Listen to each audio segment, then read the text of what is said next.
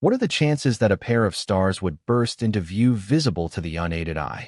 That two enormous quakes would rip through the foundations of Venezuela, and the notorious 3I/Atlas would get grazed by a solar flare, all in a span of just 72 hours? If this read like a screenplay, producers would toss it out for being implausibly contrived. Yet here we are in the real world, where coincidence has staged the most perfectly timed celestial spectacle in contemporary astronomy. Following these occurrences, even the skeptics among us can't help but ponder if this points to something deeper than mere luck. Stick around as we break down every incident with meticulous detail, explore the mechanics of stellar outbursts and tectonic upheavals, and then step into the uneasy realm where random events hint at underlying designs. Hang in there till the finish, since our findings on September 2025 could upend our assumptions about the forces at play in the cosmos. Part 1. A wild sequence of happenings. A duo of stars detonates. Two powerful tremors fracture the terrain under Venezuela, and an object from beyond our system brushes against a coronal mass ejection. Everything unfolding mere days apart in late September 2025. If you're sensing the cosmos sending a message, rest assured you're far from the only one. Let's chart this stellar smash-up of occurrences accurately. On September 23rd, stargazers spotted V1935 Centauri, a nova igniting in the southern skies Centaurus grouping, flaring up to magnitude 5.8, bright enough for anyone to catch without a telescope. Not long after, a second celestial blast revealed itself, V7994 Sagittarii, flaring in the Sagittarius Archer at magnitude 6.2. Suddenly, two stars gleaming for all to see by simply gazing skyward. At the same time, some 7,000 miles from the closest monitoring station, our planet was grabbing the spotlight. At 22:21 UTC on September 24th, a 6.2 magnitude shaker hit 24 kilometers east-northeast of Min Grande in Venezuela's Zulia state. Starting from a mere 7.8 kilometers deep, the jolts rippled through Venezuela and into Colombia. But the planet had more in store. Just hours on, at 0351 UTC on September 25th, another tremor of 6.3 magnitude tore open the same area, this one from 14 kilometers below. Paired stellar blasts, paired seismic shocks, and up above, unseen by human eyes but captured by orbital tech, another drama was brewing. Experts at NOAA's Space Weather Prediction Center were keeping tabs on coronal mass ejections, those massive billion-ton blobs of charged solar material launched at over 1 million miles per hour. Their simulations indicated these solar blasts were intersecting with an extraordinary anomaly, 3I/Atlas, the third verified interstellar guest in our solar system. This is where the schedule turns downright dramatic in its alignment. The nova sightings and Venezuelan quakes bunched up from September 23rd to 25th. Projections for the CMEs pinpointed their height in that exact time frame. And 3I/Atlas, uncovered only 2 months prior by the asteroid terrestrial impact last alert system, was cruising through the solar system's core amid what could be the peak frenzy of solar cycle 25. These incidents stretch across distances that defy our everyday sense of scale.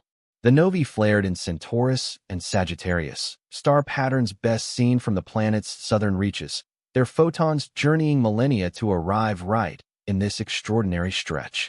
The quakes hammered near Min Grande in northwestern Venezuela, a hotspot of tectonic friction where the Caribbean and South American plates clash relentlessly.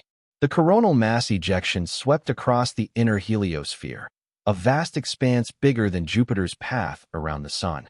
As for 3I/Atlas, it was slicing through the ecliptic plane, that flat band where planetary orbits mostly align, slipping between Mars and the Sun. We're not positing any direct links just yet. That'd be hasty, maybe even foolhardy. Instead, we're outlining the grouping, recording the overlap, and gearing up to pit standard scientific accounts against bolder ideas. The U.S. Geological Survey insists there's no proven tie between solar activity and seismic events. Sun specialists note that coronal mass ejections are commonplace during a lively solar phase, and experts on stars view novae as foreseeable, though timing-wise erratic, outcomes of paired stellar systems. Still, This particular stretch stands out as truly one-of-a-kind in recent astronomical annals. 3I/Atlas marks just the third interstellar body we've confirmed, coming after Oumuamua in 2017 and 2I/Borisov in 2019. Even more captivating, it's our initial chance to observe such a wanderer enduring fierce solar conditions close to solar maximum. We've seen what CMEs inflict on local comets before. Back in 2007, the European Space Agency's stereo probes captured a coronal mass ejection ripping the plasma tail clean off Comet Encke, a spectacle of solar fury in action. An incident highlighted the brutal nature of how space weather clashes with cosmic intruders. The implications for the months ahead go way beyond mere scholarly interest. The comet 3I Atlas is set for a close pass by Mars on October 3rd, coming within 0.19 astronomical units, about 28 million kilometers, from the rusty world. Spacecraft circling Mars, such as the ISA's ExoMars and NASA's Mars Reconnaissance Orbiter, are gearing up for impromptu scans that might reveal fine details of the interstellar object's core and its glowing envelope with remarkable clarity by the end of October. In particular, on October 29th, 3I Atlas will hit perihelion, swinging nearest to the Sun at 1.36 astronomical units. Though still beyond Earth's path, it's near enough for Earthbound telescopes to probe its makeup and actions live. The alignment for observation improves further on December 19th, as 3I Atlas draws closest to our planet at 1.8 astronomical units. To put it in perspective, that's nearer than Mars gets at its farthest point, providing extended chances for pros at major facilities and hobbyists with basic scopes to watch. This lineup coincides with a period when solar activity often ramps up. The fall equinox sparks the so-called Russell-McLaren effect, a peculiar tilt in Earth's magnetic setup that boosts links between geomagnetic fields and solar wind blasts. From September to November, we typically see the flashiest northern lights of the year and the biggest disruptions to tech from space weather. Here's our commitment. We'll offer straightforward science breakdowns alongside daring hypothetical outcomes, always marking them distinctly. You have a right to distinguish verified sightings from educated guesses and pure flights of fancy. Facts count. All counts. And occasionally, the truest scientific stance is simply, we're not sure yet, but we're keeping tabs. Ponder this as we explore further. If solar flares can shear off the tails of comets that have circled our sun for ages, what effects might they have on something that's journeyed millions of years across the void, hauling frosty bits and grains born in a whole other star realm? We'll soon discover. Up next, those abrupt blasts from the stars, the pair of novae that blazed across southern horizons right when our planet's surface started rumbling. Part 2. The duo of novae, explosive surprises in the southern night. In the early morning darkness of September 23, 2025, hobbyist stargazer John Sitch was following his longtime routine, surveying the southern hemisphere from his setup on Chatsworth Island, New South Wales, in search of bursting stars. His find at dawn quickly drew the gaze of gamma-ray detectors and X-ray instruments scattered through the solar system. V1935 Centauri revealed itself quietly through bursts of light, not spectacle. Sitch's first spotting revealed a star in Centaurus that hadn't shone brightly enough to catch the eye previously, at magnitude 5.8, visible to sharp-sighted viewers in pitch-black spots without aid. Yet this wasn't a typical flare-up. Soon after Sitch's alert hit the Central Bureau for Astronomical Telegrams, orbital sensors picked up something remarkable. NASA's Fermi Gamma Ray Observatory activated on the flood of intense photons pouring from the nova's spot. The Swift satellite, built for gamma-ray burst hunts, turned its X-ray instrument toward Centaurus and started capturing tough X-ray signals, hallmarks of fierce particle speeding in the nova's growing blast front. These weren't mere spectacles for casual skywatchers. They signaled extreme physical processes in action. Particles like electrons and protons pushed to almost light-speed velocities. Magnetic lines contorted wildly, heat levels climbing to millions of degrees. But V1935 Centauri had more surprises in store. Mere days afterward, the universe delivered another blow, or so it seemed. The star 7994 Sagittarii burst forth in the adjacent Sagittarius constellation, hitting magnitude 6.2 upon detection. Two cosmic blasts, both spotted by the same watcher, both visible through modest scopes or binos, both unfolding in that astonishing week. What stunned the experts about this tandem? Novae aren't all that scarce. Our galaxy sees maybe 10 to 12 yearly, but two flaring to near-visible strength so close together? That's truly rare. The previous dual bright show for observers was back in summer 2023, and you'd need to dig years earlier for anything similar. The mechanics driving these outbursts paint a tale of cosmic feeding frenzy across eons. Every nova kicks off with a white dwarf, the compact, scorching remnant of a spent star about Earth size, but packing our sun's mass. This stellar leftover pairs in a binary dance with an ordinary star. It slowly siphons hydrogen from the outer layers of its partner star. Over periods spanning years, centuries, or even millennia, this gas builds up on the white dwarf's exterior, becoming thicker and more heated due to the crushing force of gravity. At last, the heat and density hit a tipping point. The gathered hydrogen triggers uncontrolled nuclear fusion, a violent blast, unlike the steady fusion in active stars, that can make the entire binary pair shine up to 10,000 times brighter or even more. This outburst doesn't obliterate the white dwarf. Rather, it ejects the outer shell, resetting the duo to its slow cycle of gathering material. Certain novae follow regular rhythms, flaring up every several decades. Others lie dormant for thousands of years before bursting forth again. The gamma-ray and intense X-ray emissions from V1935 Centauri highlight the eruption's fiercest elements. As the nuclear blast hurls debris into space at velocities reaching thousands of kilometers per second, it generates shock waves that propel particles to incredible speeds. These high-velocity particles collide with magnetic fields and nearby material, generating the energetic radiation that alerted Fermi and Swift observatories. This process mirrors the mechanisms at work in supernova debris fields and energetic galaxy cores, natural engines that transform everyday atoms into potent beams of radiation. For skywatchers in the southern hemisphere, both novae offer excellent vantage points. V1935 Centauri lies far below the celestial equator, posing a tough sight for those in the north who can only catch it near their southern skyline. Similarly, V7994 Sagittari in the Archer asterism hangs low in southern skies for viewers at mid-northern latitudes, but soars overhead for anyone below the equator. The way these events came to light underscores the teamwork in today's fast-paced study of fleeting celestial phenomena. Alerts from SECA's early sightings, shared via the International Astronomical Union's Central Bureau, sparked a flurry of subsequent checks.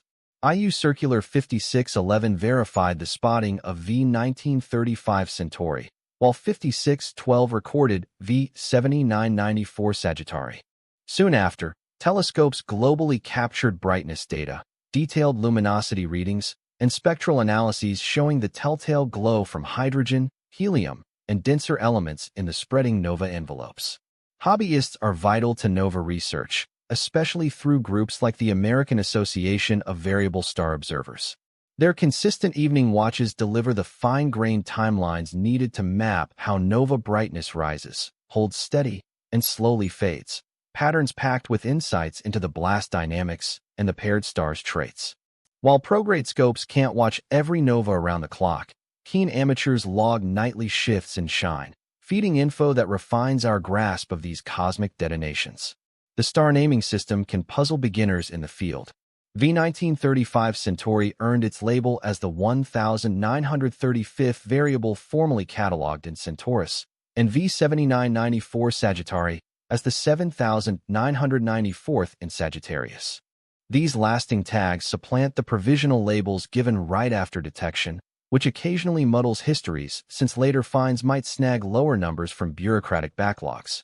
Expect both novae to dim steadily in the weeks and months ahead, tracing the standard fade-out that stretches from months to years. Still, their paths could hold unexpected twists. Certain novae spawn dust clouds a few weeks post-blast, causing a brief blackout as fresh particles block and redirect the outburst's glow. Others display intricate, jagged brightness profiles as varying mechanisms take the lead over time.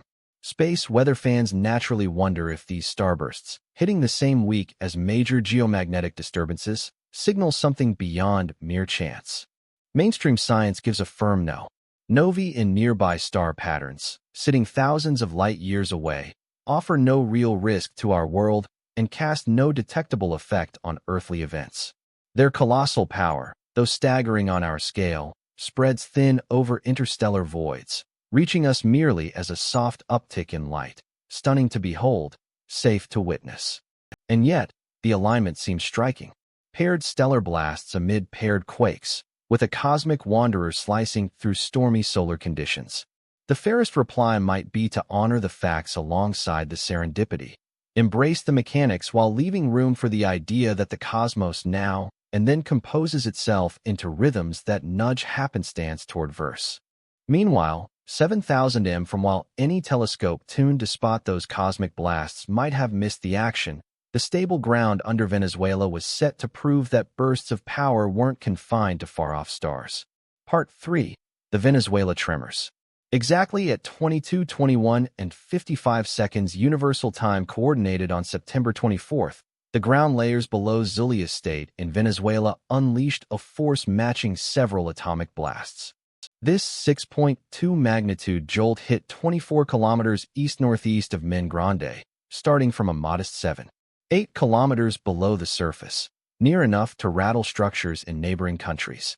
The vibrations spread through the bedrock at about 6 kilometers per second, hitting communities in mere moments after the break. Spanning from Marbo to Caracas, and from spots along the Colombian frontier to towns hugging the Caribbean shore, countless folks sensed the land shifting under them. Online platforms buzzed with clips showing swaying light fixtures, clattering panes, and people fleeing structures as crisis measures sprang to life throughout the area. Yet the planet had more in store. Merely 5.5 hours afterward, at 3:51 and 39 seconds Universal Time Coordinated on September 25th, another big split occurred right nearby. Now a 6.3 magnitude shake emerged from 14 kilometers down, further along than the initial one, yet still close to the top to trigger fierce surface motion. Its focus lay roughly 27 to 28 kilometers east-northeast of Mina Grande, aligning with the prior break's territory. To see the importance of these paired shakes, consider how quake strength scales work on a log basis. A 6.3 event unleashes around double the power of a 6.2. Together, they match the output of 1.6. For a 6.5 quake, that's a hefty outpouring, even on a worldwide scale. The incidents on September 24th and 25th marked the biggest shakes in the zone since the 7.8 magnitude Kamchatka event on September 18th, ranking Venezuela's double hit among the standout global quakes of late September 2025. The follow-up tremors added their share of tension. Later that same day, on September 25th UTC, a 5.8 magnitude aftershock rocked the area, adhering to the standard Amori decay trend that experts anticipate post-major breaks. Though 5.8 seems tame next to the primaries, it packs enough punch to inflict further harm and keep nerves on edge for locals worn down by the duo of big ones. The local plate dynamics reveal why this spot breeds such forceful quakes. The Morocco Basin lies in a tangled area where the Caribbean plate rubs against the South American plate, forming a web of fracture lines like the Bacano Fault system and the UK Annan-Santa Marta fault trends. These crustal edges have built up pressure over years, decades, or even centuries, hoarding force that bursts out via abrupt slides, earthquakes. The varying depths of the pair, 7.8 kilometers against 14 kilometers, play a key role in shake severity. Ones nearer the surface often yield sharper ground motion for equal sizes, as the waves travel shorter paths with less chance to disperse and fade before surfacing. That first event's low depth probably fueled the broad accounts of fierce jolts felt in both Venezuela and Colombia. Various quake tracking groups gave minor differences in size estimates for these, highlighting the challenges in gauging them. The United States Geological Survey first pegged the initial one at 6.2, while the European Mediterranean Seismological Center and other global watchers offered figures from 6.1 to 6.3. Such variations stem from multiple sources, diverse assessment techniques, refinements with new sensor inputs, and variances among moment magnitude, surface wave magnitude, and body wave magnitude methods. The toll on people reached well past the raw data on shakes. Clearance directives displaced thousands, especially in taller edifices that endured extended rocking.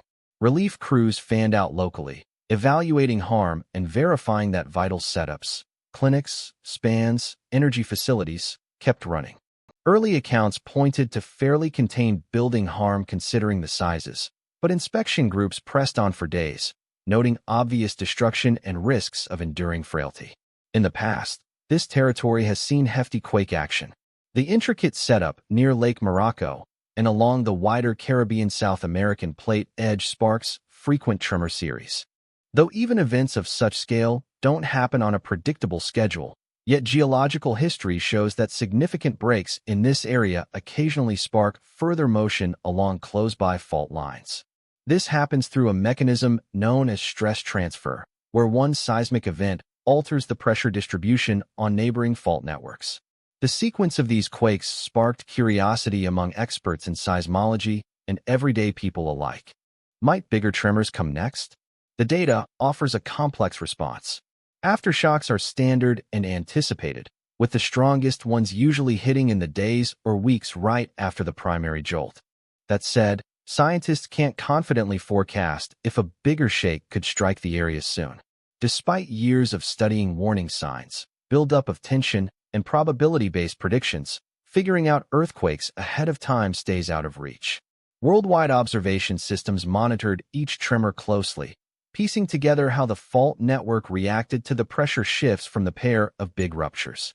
The worldwide centroid moment tensor catalog started running in-depth reviews of the fault angles, slide paths, and break patterns for both incidents. Details that allowed experts to grasp which parts of the fault shifted and how the overall pressure landscape evolved in the wider zone. For folks in Zulia State and surrounding regions, these double quakes served as a sharp wake-up call to their area's seismic truth. Building regulations, readiness for crises, and local alert setups all get put to the test in moments like these. The fairly limited harm, considering the quake's strengths, probably stems from lucky circumstances. The shakes hit when most were home instead of in riskier office spots, and steady advances in building practices and quick response tools. A larger issue bubbling up from these shakes concerns their overlap with other happenings in that extraordinary week. Experts in earthquakes insist no proven link ties sun flares, cosmic weather, or sky events to seismic triggers. The United States Geological Survey's stance underscores that ties between space conditions and ground shakes lack solid evidence, even with recurring suggestions in research papers and news outlets. Still, our brains instinctively hunt for links, particularly when striking incidents pile up close together. Twin novae, twin quakes, lively solar outbursts, and a starborn wanderer slicing through the solar system's core. The overlap seems meaningful, even without clear explanations. The most rigorous scientific stance might be to log the schedule, explore each event on its own, and stay receptive to potential ties without jumping to cause and effect for mere timing. As ongoing tremors kept shaking Venezuela's awareness, the sun geared up to show that our planet's close cosmic surroundings could match the drama of its rocky crust.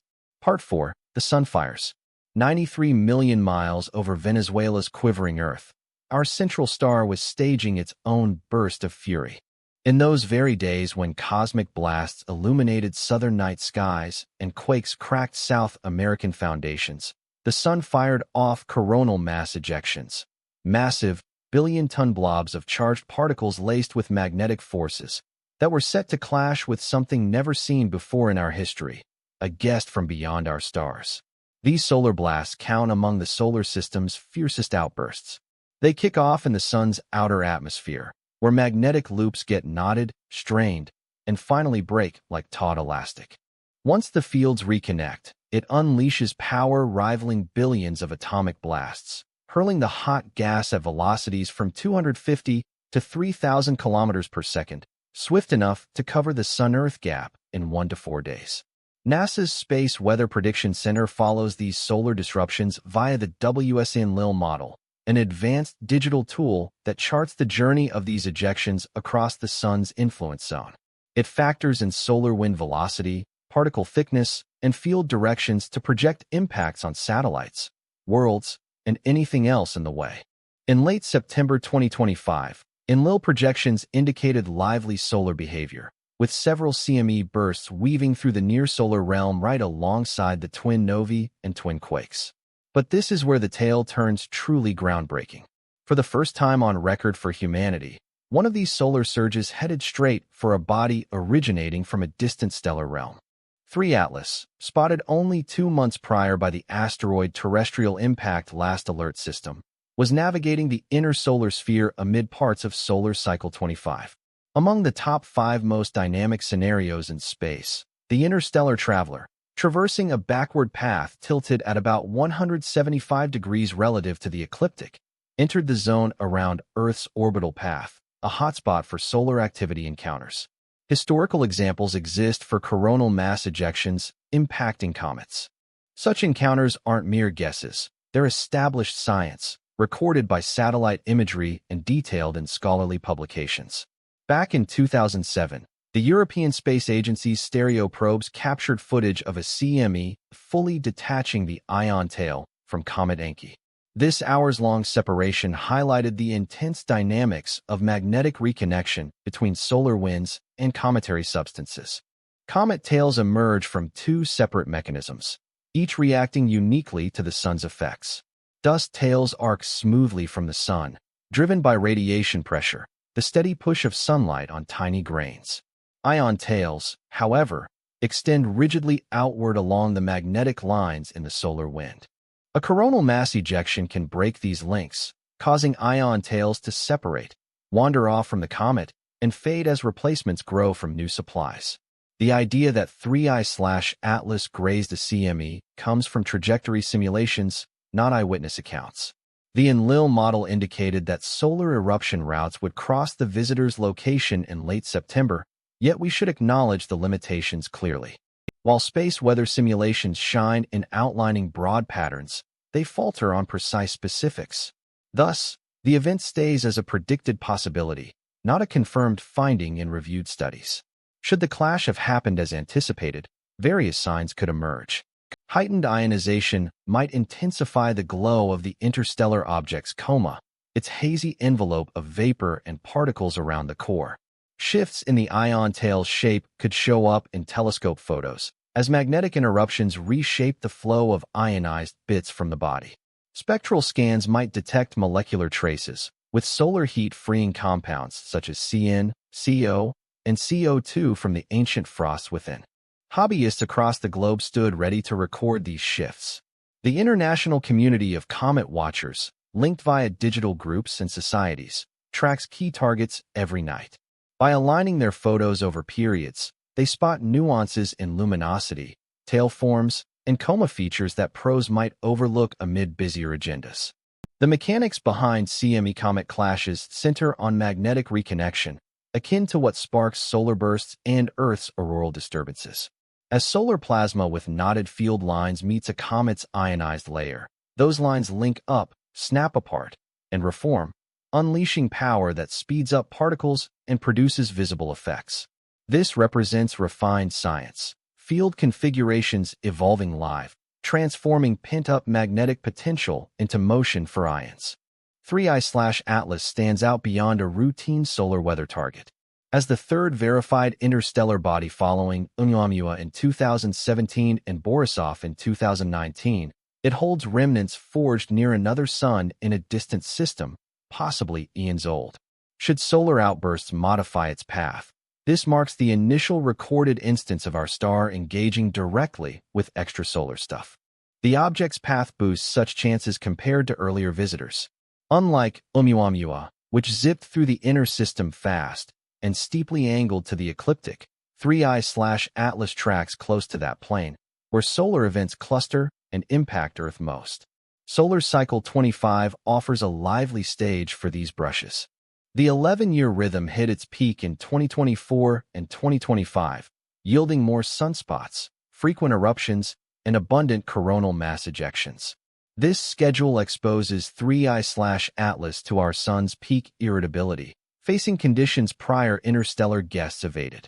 Confirming CME effects demands thorough review of light variations, spectral shifts, and form changes across hours or days.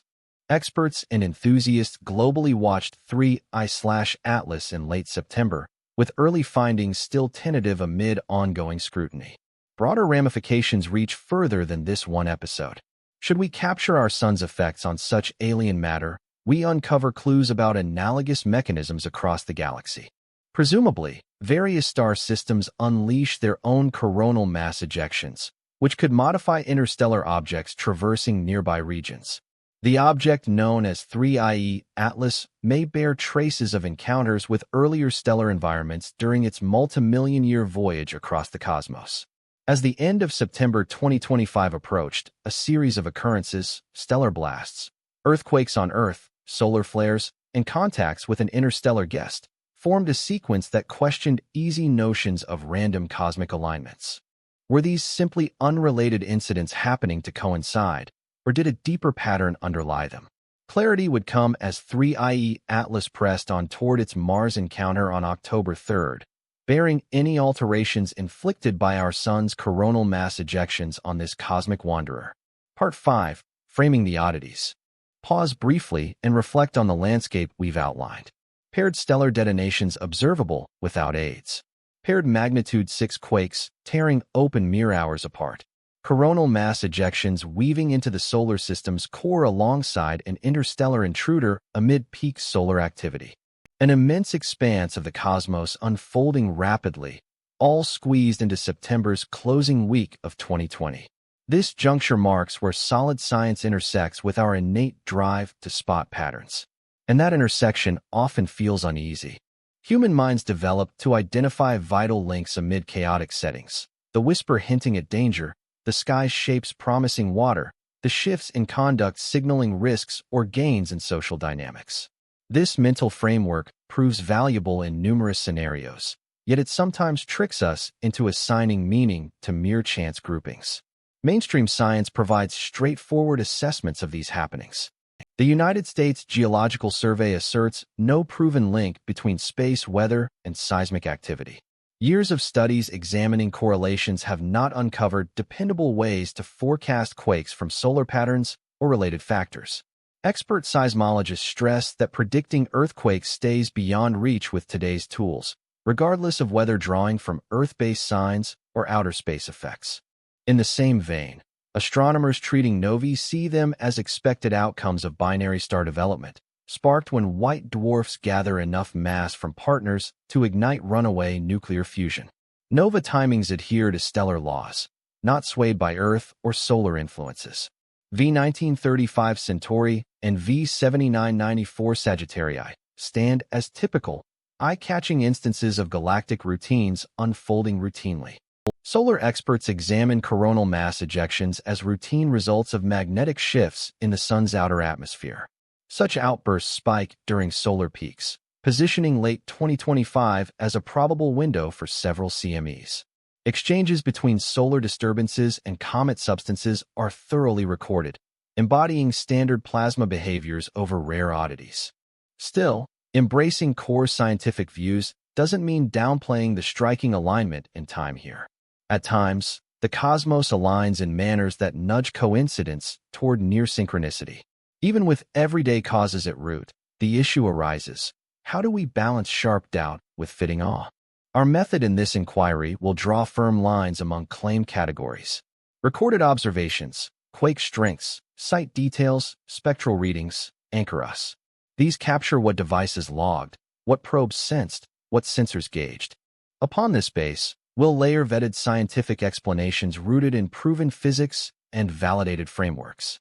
Past confirmed knowledge stretches into conjecture territory, where we'll tread lightly with explicit tags, tentative ties, feasible bonds between solar energies and Earth events, conceivable effects of star happenings on local dynamics. Imagine pathways connecting vast and earthly forces merit probing, as long as we flag them plainly as ideas, not certainties.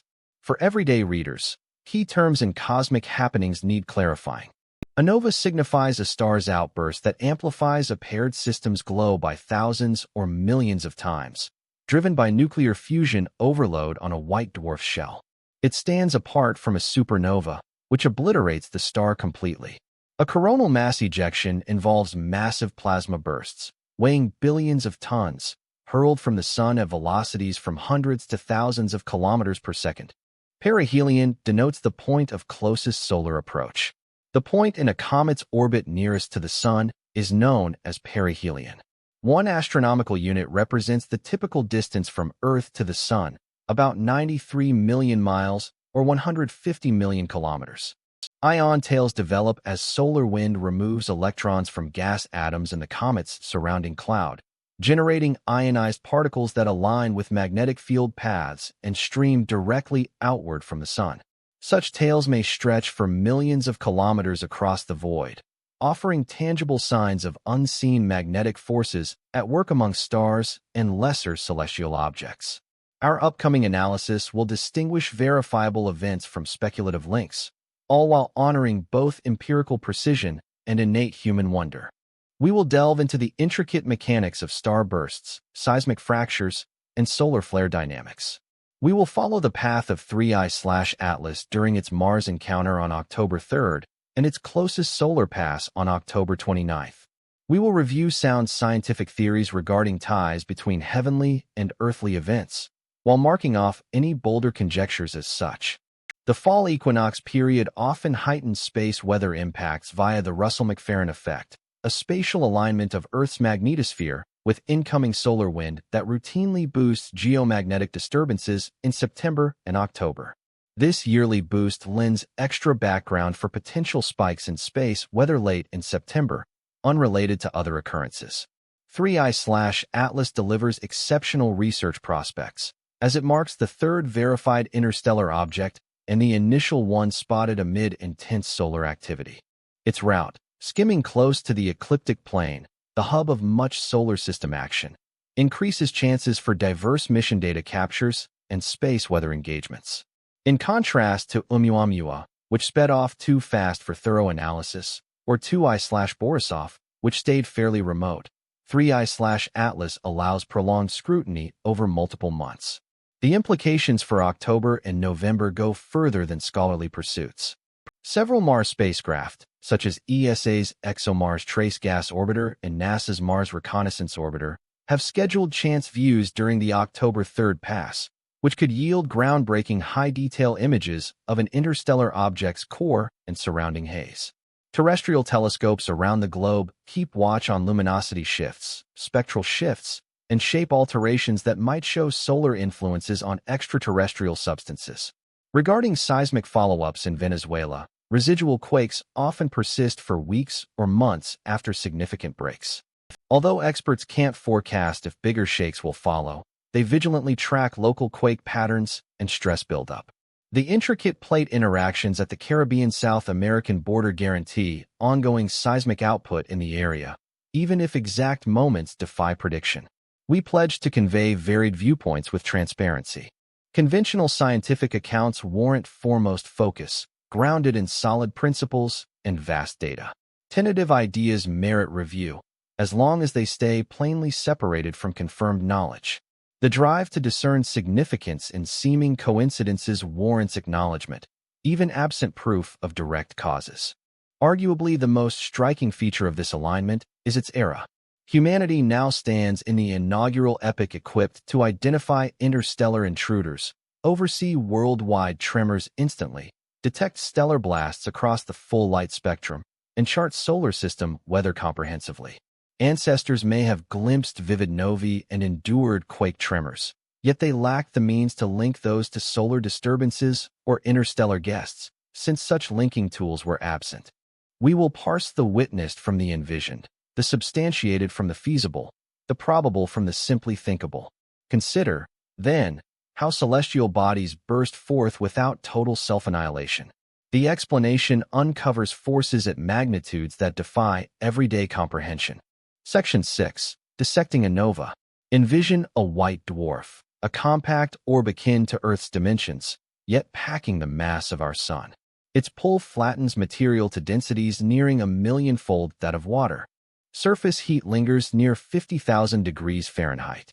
This stellar remnant embodies the endpoint for a star like our Sun. After depleting its fusion resources, it ejects its envelope, contracts into a ball of exotic degenerate stuff where particles defy normal atomic rules. Now envision this stellar forge entwined in a gravitational waltz with an ordinary companion star. Maybe a swelling red giant. As the star matures, its outer layers expand dramatically. The white dwarf's gravitational pull slowly erodes hydrogen from the bloated atmosphere of its partner, drawing the gas through the gap between the stars in swirling streams that twist inward, much like liquids swirling down a plug hole. This pilfered substance builds up on the white dwarf's exterior, becoming thicker and more intense under the intense squeeze of gravity. Over periods spanning decades, centuries, or even thousands of years, the hydrogen gathers. Heat and density rise progressively as additional layers stack onto the white dwarf's shell. In contrast to the steady nuclear reactions deep inside stars, this buildup leads to a sudden, violent outburst. Once the heat hits about 100 million Kelvin, uncontrolled nuclear fusion ignites. The blast that forms V1935 Centauri unfolds in mere seconds. Unrestrained fusion devours the gathered hydrogen sheath in a fierce blaze, unleashing power comparable to the sun's entire energy release across thousands of years. Yet, unlike a supernova, the key distinction is that the white dwarf endures. The detonation hurls only the outer layer of captured material into space, sparing the core stellar core and allowing the cycle to restart. That's precisely why the intense emissions from V1935 Centauri drew the focus of global space telescopes. When NASA's Fermi Gamma Ray Observatory picked up gamma rays pointing toward the nova, it captured signs of particles whipped up to nearly the speed of light within the blast shock zones. Observations from the Swift spacecraft and hard X-rays uncovered electrons twisting through magnetic fields at vast energies, producing synchrotron radiation spanning the full range of the electromagnetic spectrum. Such extreme events elevate novae beyond mere flares into powerful engines for cosmic particles. The outward-rushing envelope of expelled debris, hurtling at velocities of thousands of km/s, slams into the thin interstellar medium, generating shock fronts. These collisions act as cosmic accelerators, harnessing magnetic forces to propel protons and electrons to levels that demand enormous Earth-bound facilities to replicate. The American Association of Variable Star Observers rallies hobbyist input to nova research via uniform light measurement standards. Eyewitness spotters gauge apparent brightness against reference stars, whereas digital imagers with CCD setups deliver exact magnitude readings that highlight fine details in the nova's brightness profile. Data from countless amateur stargazers around the world supplies the ongoing monitoring that pro facilities, juggling numerous objectives, can't sustain for single targets. The luminosity progression of V1935 Centauri adheres to trends honed by generations of nova investigations. The surge from obscurity to visibility with the unaided eye usually unfolds across days or weeks.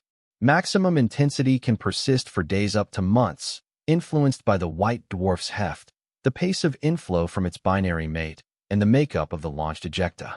The fading stage might stretch over months or years, occasionally featuring extra surges as shifting mechanisms drive the nova's radiance. Spectral analysis uncovers the nova's elemental signatures.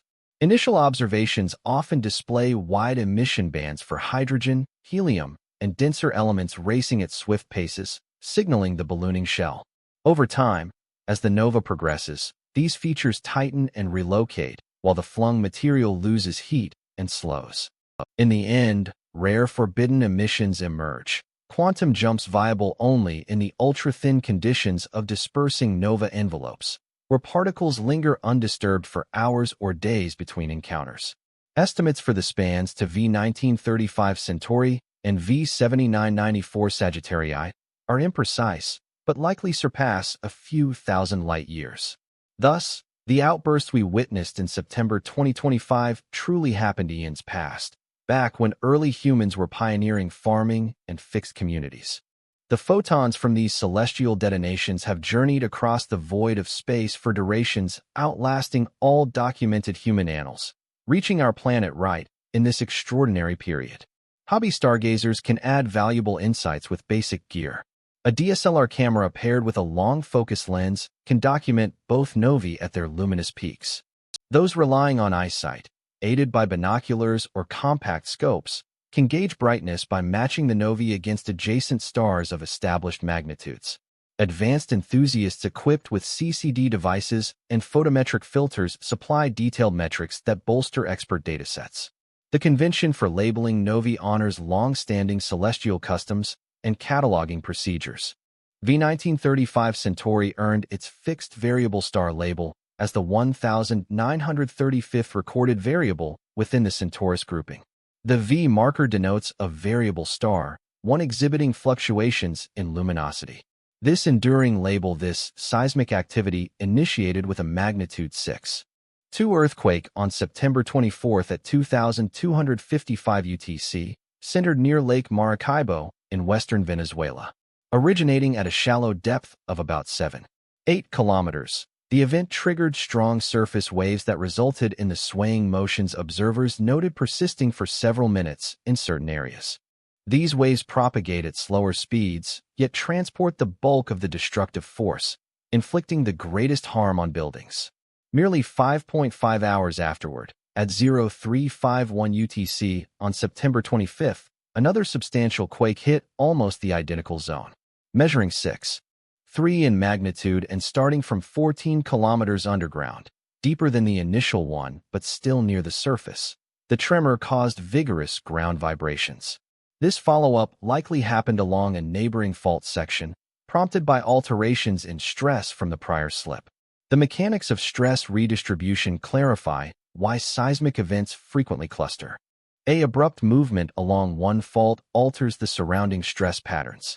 Certain zones face heightened tension, raising their chances of breaking soon, while others gain relaxation, reducing their immediate seismic risk. Evidently, the September 24th slip added pressure to the segment that gave way just 5 hours on. The slight gap between magnitudes 6.2 and 6.3 appears minor, yet the scale's logarithmic basis indicates the latter unleashed roughly double the energy of the former. Together, these paired breaks unleashed power akin to a lone magnitude 6.4 to 6.5 quake, marking it as one of the most potent worldwide tremors in late September 2025. Various global seismic bodies assigned marginally varying magnitudes to these occurrences due to the intricacies involved in assessing quakes. The United States Geological Survey employs moment magnitude, derived from the overall energy during the slip. In contrast, the European Mediterranean Seismological Center might rely on alternative measures, such as those from surface wave strengths or internal wave properties. Such varying approaches, plus refinements from incoming data from more instruments, account for news reports citing magnitudes from 6.1 to 6.3 for the opening event. The ensuing aftershocks adhered to long-standing patterns observed by experts over many years.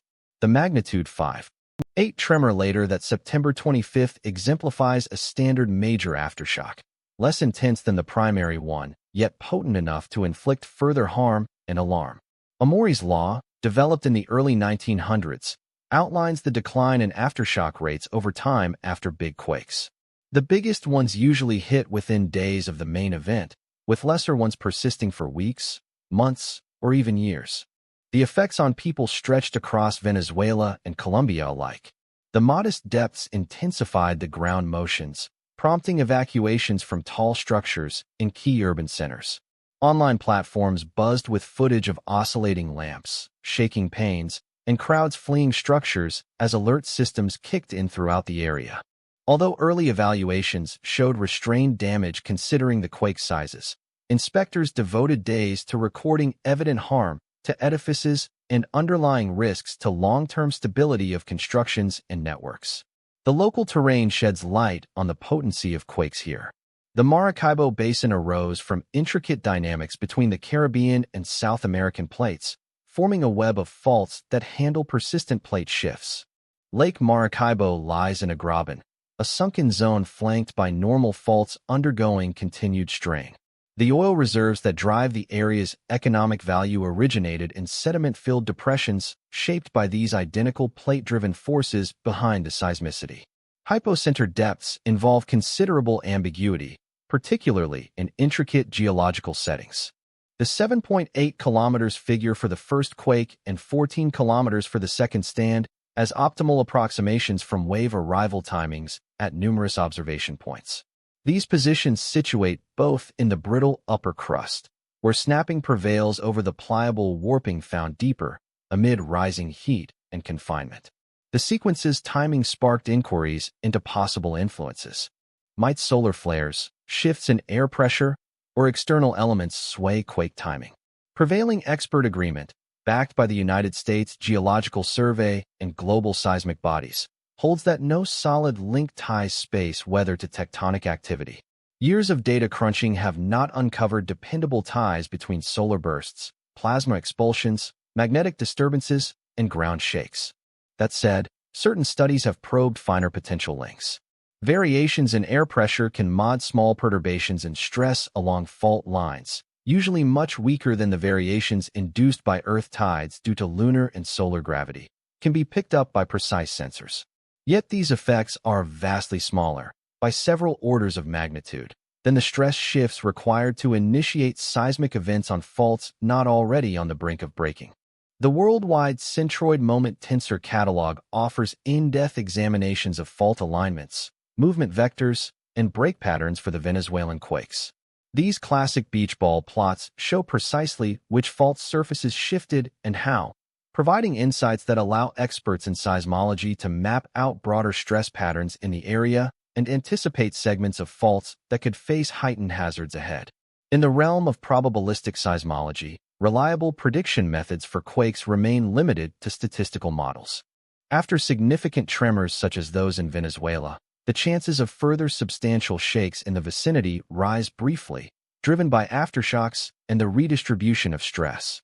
That said, this uptick in likelihood generally endures for just weeks or months and offers no specifics on timing or precise locations for any follow-on events. In earthquake-prone areas like Zulia State, construction regulations and disaster response frameworks undergo constant evaluation. The limited destruction noted after the magnitude 6.2 and 6.3 events probably stems from both lucky circumstances and recent advances in building practices. Contemporary standards for seismic design demand that edifices endure intense ground motion, although aging structures could still be prone to harm or failure. Might stronger quakes strike the area soon? The underlying geology definitely permits more intense occurrences. Fault networks near Lake Maracaibo have produced magnitude 7 events in the past, and the surrounding plate interactions imply that such episodes will recur sporadically across long timescales. Still, specialists in earthquakes can't forecast if the subsequent big slip might happen in days, years, or even decades. This series of Venezuelan tremors illustrates how deep Earth dynamics can unleash massive energy bursts within human lifespans, all while adhering to principles that unfold over eons. Tectonic plates creep alongside one another at speeds of centimeters per year, gradually building up strain. Once that tension surpasses the rock's endurance, abrupt rupture unleashes years or even ages of pent-up force through brief episodes of fierce agitation. As ongoing aftershocks jolted the boundary between the Caribbean and South American plates, focus shifted to the cosmic domain, where a different form of outburst was emerging on a scale that overshadows even the mightiest ground shakers. Part 8. Solar Peak Activity. Solar Cycle 25 hit its zenith in 2024 and 2025, turning our usually predictable star into a turbulent behemoth able to fling massive plasma blobs weighing billions of tons through the heliosphere. During September 24th and 25th, cosmic blasts illuminated southern hemispheres, while tremors rocked Venezuela's foundations. Metrics for solar dynamism depicted a star in near full throttle. The daily 10.7 centimeters radio emission, a primary gauge of solar vigor, lingered between 180 and 190 solar flux units in late September. Captured routinely by radio observatories, this metric aligns closely with the count and potency of dynamic zones on the solar disk. Levels surpassing 150 signal heightened solar output, whereas figures over 200 point to highly energetic phases that can spawn significant disturbances in space weather. Sunspots narrate the tale of magnetic turmoil brewing in the sun's outer layer. These cooler patches, frequently bigger than our planet, arise where intense magnetic flux threads emerge from the solar interior, blocking the usual upward flow of heat. Within the heart of a sunspot, magnetic intensity can top 3,000 Gauss, about 6,000 times the power of Earth's field at ground level. A greater abundance of these spots usually translates to more chances for field lines to twist, link up anew, and burst forth with power through flares or ejections from the corona. That being noted, mere counts of sunspots barely scratch the surface of the intricacies at solar maximum. At its height, the sun's magnetism looks like a snarled tangle, far from the straightforward dual-pole setup that prevails at minimum. Clusters of active zones, linked by arched magnetic structures, can linger for weeks or months, wheeling around the sun's face and sometimes triggering dazzling blasts observable by probes across the nearby solar realm. Among the most striking displays of peak solar behavior are coronal mass ejections. Such incidents kick off when coronal magnetic strands grow so contorted and laden that they abruptly break and reform, transforming stored magnetic power into the motion of ionized particles. This mechanism propels billion-ton clouds. Coronal mass ejections release vast quantities of solar plasma into the cosmos, traveling at velocities from 250 kilometers per second in calmer instances up to more than 3,000 kilometers per second during the most rapid outbursts. At NOAA's Space Weather Forecasting Hub, experts monitor these solar events via the WSA Enlil model, an advanced computational tool that simulates the journey of CMEs across the heliosphere. This system partitions the surrounding space into a 3D lattice that stretches from the sun out past Earth's path, modeling the progression of solar wind velocity, particle density, and magnetic field directions as these plasma formations navigate the solar system. Although Enlil proves effective in forecasting broad arrival windows and strengths, it falls short in depicting the full intricacies of CME shapes and dynamics. The fall equinox timeframe often heightens space weather influences via the so-called Russell-McFerrin effect. This positional alignment stems from how Earth's magnetic field aligns with the interplanetary magnetic field transported by the solar wind. In equinox seasons, this setup promotes magnetic reconnection among the solar wind, field lines, and Earth's magnetosphere, frequently triggering severe geomagnetic disturbances from even moderate solar activity. The consequences of space weather reach well past the mesmerizing auroras that draw widespread interest. Such geomagnetic upheavals can interfere with high-frequency radio signals vital to air and sea transport sectors, compel satellite teams to tweak orbital paths amid rising atmospheric friction, and in severe scenarios, endanger electrical grids via induced currents. NOAA employs rating systems like the G-scale for geomagnetic storms, the S-scale for solar radiation events, and the R-scale for radio disruptions to aid industries in anticipating and mitigating space weather threats. Encounters between coronal mass ejections and comets offer a unique testing ground for plasma physics in environments unachievable on our planet.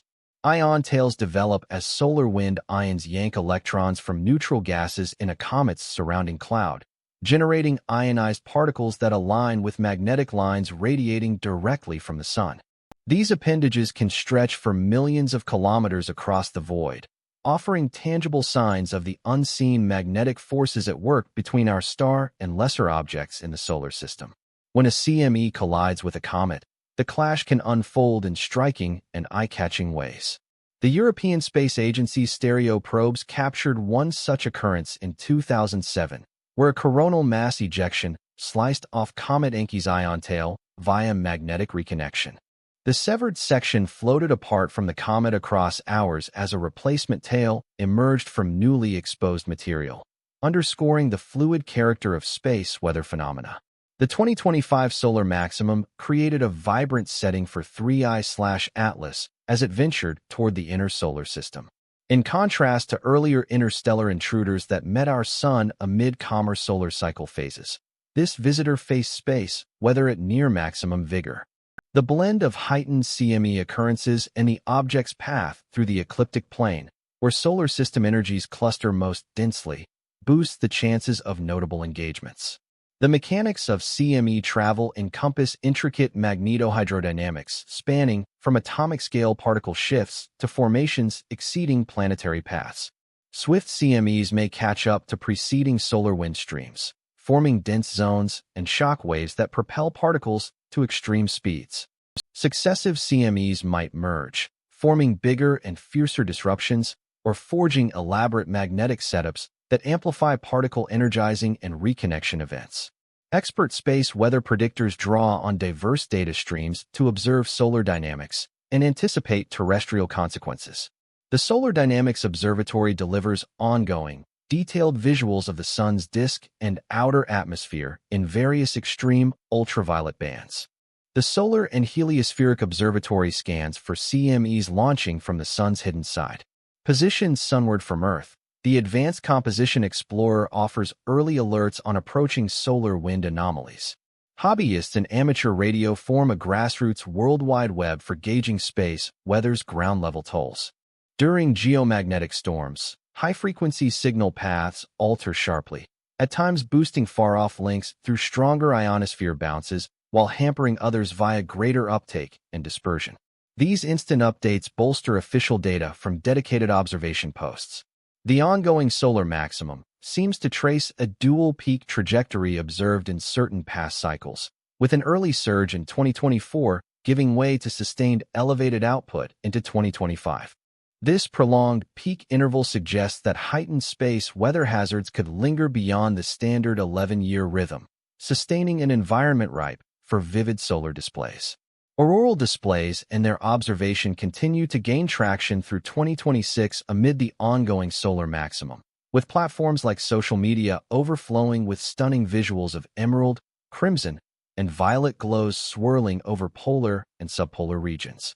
Such phenomena arise when charged particles from solar eruptions collide with Earth's upper atmosphere, energizing oxygen and nitrogen molecules that release distinctive hues upon reverting to their stable states.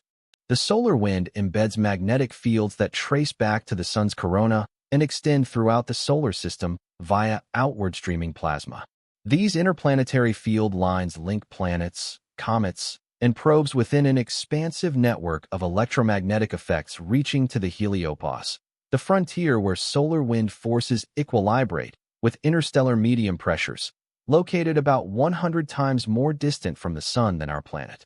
As monitoring efforts followed solar disturbances advancing across the inner heliosphere in late September 2025, a specific phenomenon drew the focus of space weather experts and stargazing aficionados, alongside an interstellar interloper navigating this stellar tempest en route to its initial brush with a foreign world. Part 9. 3I/Atlas Inbound. In the pre-dawn hours of July 1st, 2025, the Asteroid Terrestrial Impact Last Alert System Telescope Array picked up an unusual entity drifting amid the stellar backdrop. Preliminary scans hinted at a dim, comet-resembling body, yet trajectory computations soon unveiled its actual identity. 3I/Atlas stands as merely the third verified interstellar object documented in human records, succeeding the enigmatic Oumuamua in 2017 and Comet Borisov in 2019. Its naming reflects both the sequence of its detection and its import. The 3I prefix denotes the third interstellar entity listed by the International Astronomical Union, whereas Atlas honors the detection network that initially captured this stellar drifter. Diverging from prior arrivals, 3I/Atlas entered during an optimal viewing period, sufficiently luminous for in-depth analysis, tracing a path that aligns closely with the ecliptic plane where much solar system dynamics unfold, and timing its arrival amid peak solar activity that enables exceptional insights into our Sun's impact on extraterrestrial substances. The object's path underscores its extragalactic roots. Its hyperbolic orbit boasts an eccentricity well exceeding 1, signifying ample velocity to break free from solar gravity. With an orbital inclination near 175 degrees, 3I/Atlas travels in retrograde motion opposite to planetary orbits, counter to the typical solar system circulation. Estimates place the body's dimensions between a few hundred meters and potentially as large as 15 kilometers in diameter. Although these assessments involve considerable variability, even premier ground-based observatories cannot produce clear images. The intruder manifests solely as a hazy, star-resembling speck encircled by a subtle envelope of gas and dust. Determining its scale relies on conjectures regarding albedo, makeup, and outgassing intensity, factors entirely speculative for a relic forged near an alien sun. October 3, 2025, represents a landmark in the study of interstellar objects. On this date, 3I/Atlas will skim within 0.19 astronomical units of Mars, equivalent to about 28 to 30 million kilometers from the Crimson World. This proximity enables unparalleled scrutiny via Mars-based probes, such as ESA's ExoMars Trace Gas Orbiter, NASA's Mars Reconnaissance Orbiter, and additional vessels ideally situated for prime cosmic vantage points. Harvard's Avi Loeb likened the Mars rendezvous to an unforeseen introduction between an interstellar guest and a planetary neighbor. The Mars Reconnaissance Orbiter's high-rise instrument, adept at discerning Martian surface traits down to 30 centimeters, will attain pixel resolutions around 30 kilometers when aimed at 3I/Atlas at periapsis. Though insufficient for nucleus topography, such imaging might differentiate a dense core from a nebulous surrounding haze. The observation's merit surpasses mere visuals. During the Mars pass, spectroscopic data could uncover the escaping gas's chemistry from the object's core as solar warmth releases primordial volatiles. Anticipated signatures encompass CN, cyanogen, CO, carbon monoxide, and CO2, carbon dioxide. Compounds offering tangible proof of the visitor's molecular profile and hints into its natal star system's environment. Dedicated amateur observers globally have supplied vital data on 3I/Atlas during its ingress. Initial accounts pointed to accelerated luminosity gains as it neared the Sun, although initial light curve data for this interstellar object demands precise calibration and verification. Its location in the southern celestial sphere benefits southern hemisphere viewers, although those in the north can observe it in the pre-dawn sky as it emerges over their southern skyline. Experts at observatories are organizing joint viewing programs via groups such as the American Association of Variable Star Observers and the Minor Planet Center. These initiatives focus on analyzing fluctuations in luminosity, alterations in tail structure, and shifts in its spectrum. As 3I/Atlas heats up from intensifying sunlight on its path inward, the object's route across the inner solar system provides numerous chances for monitoring that last until early 2026.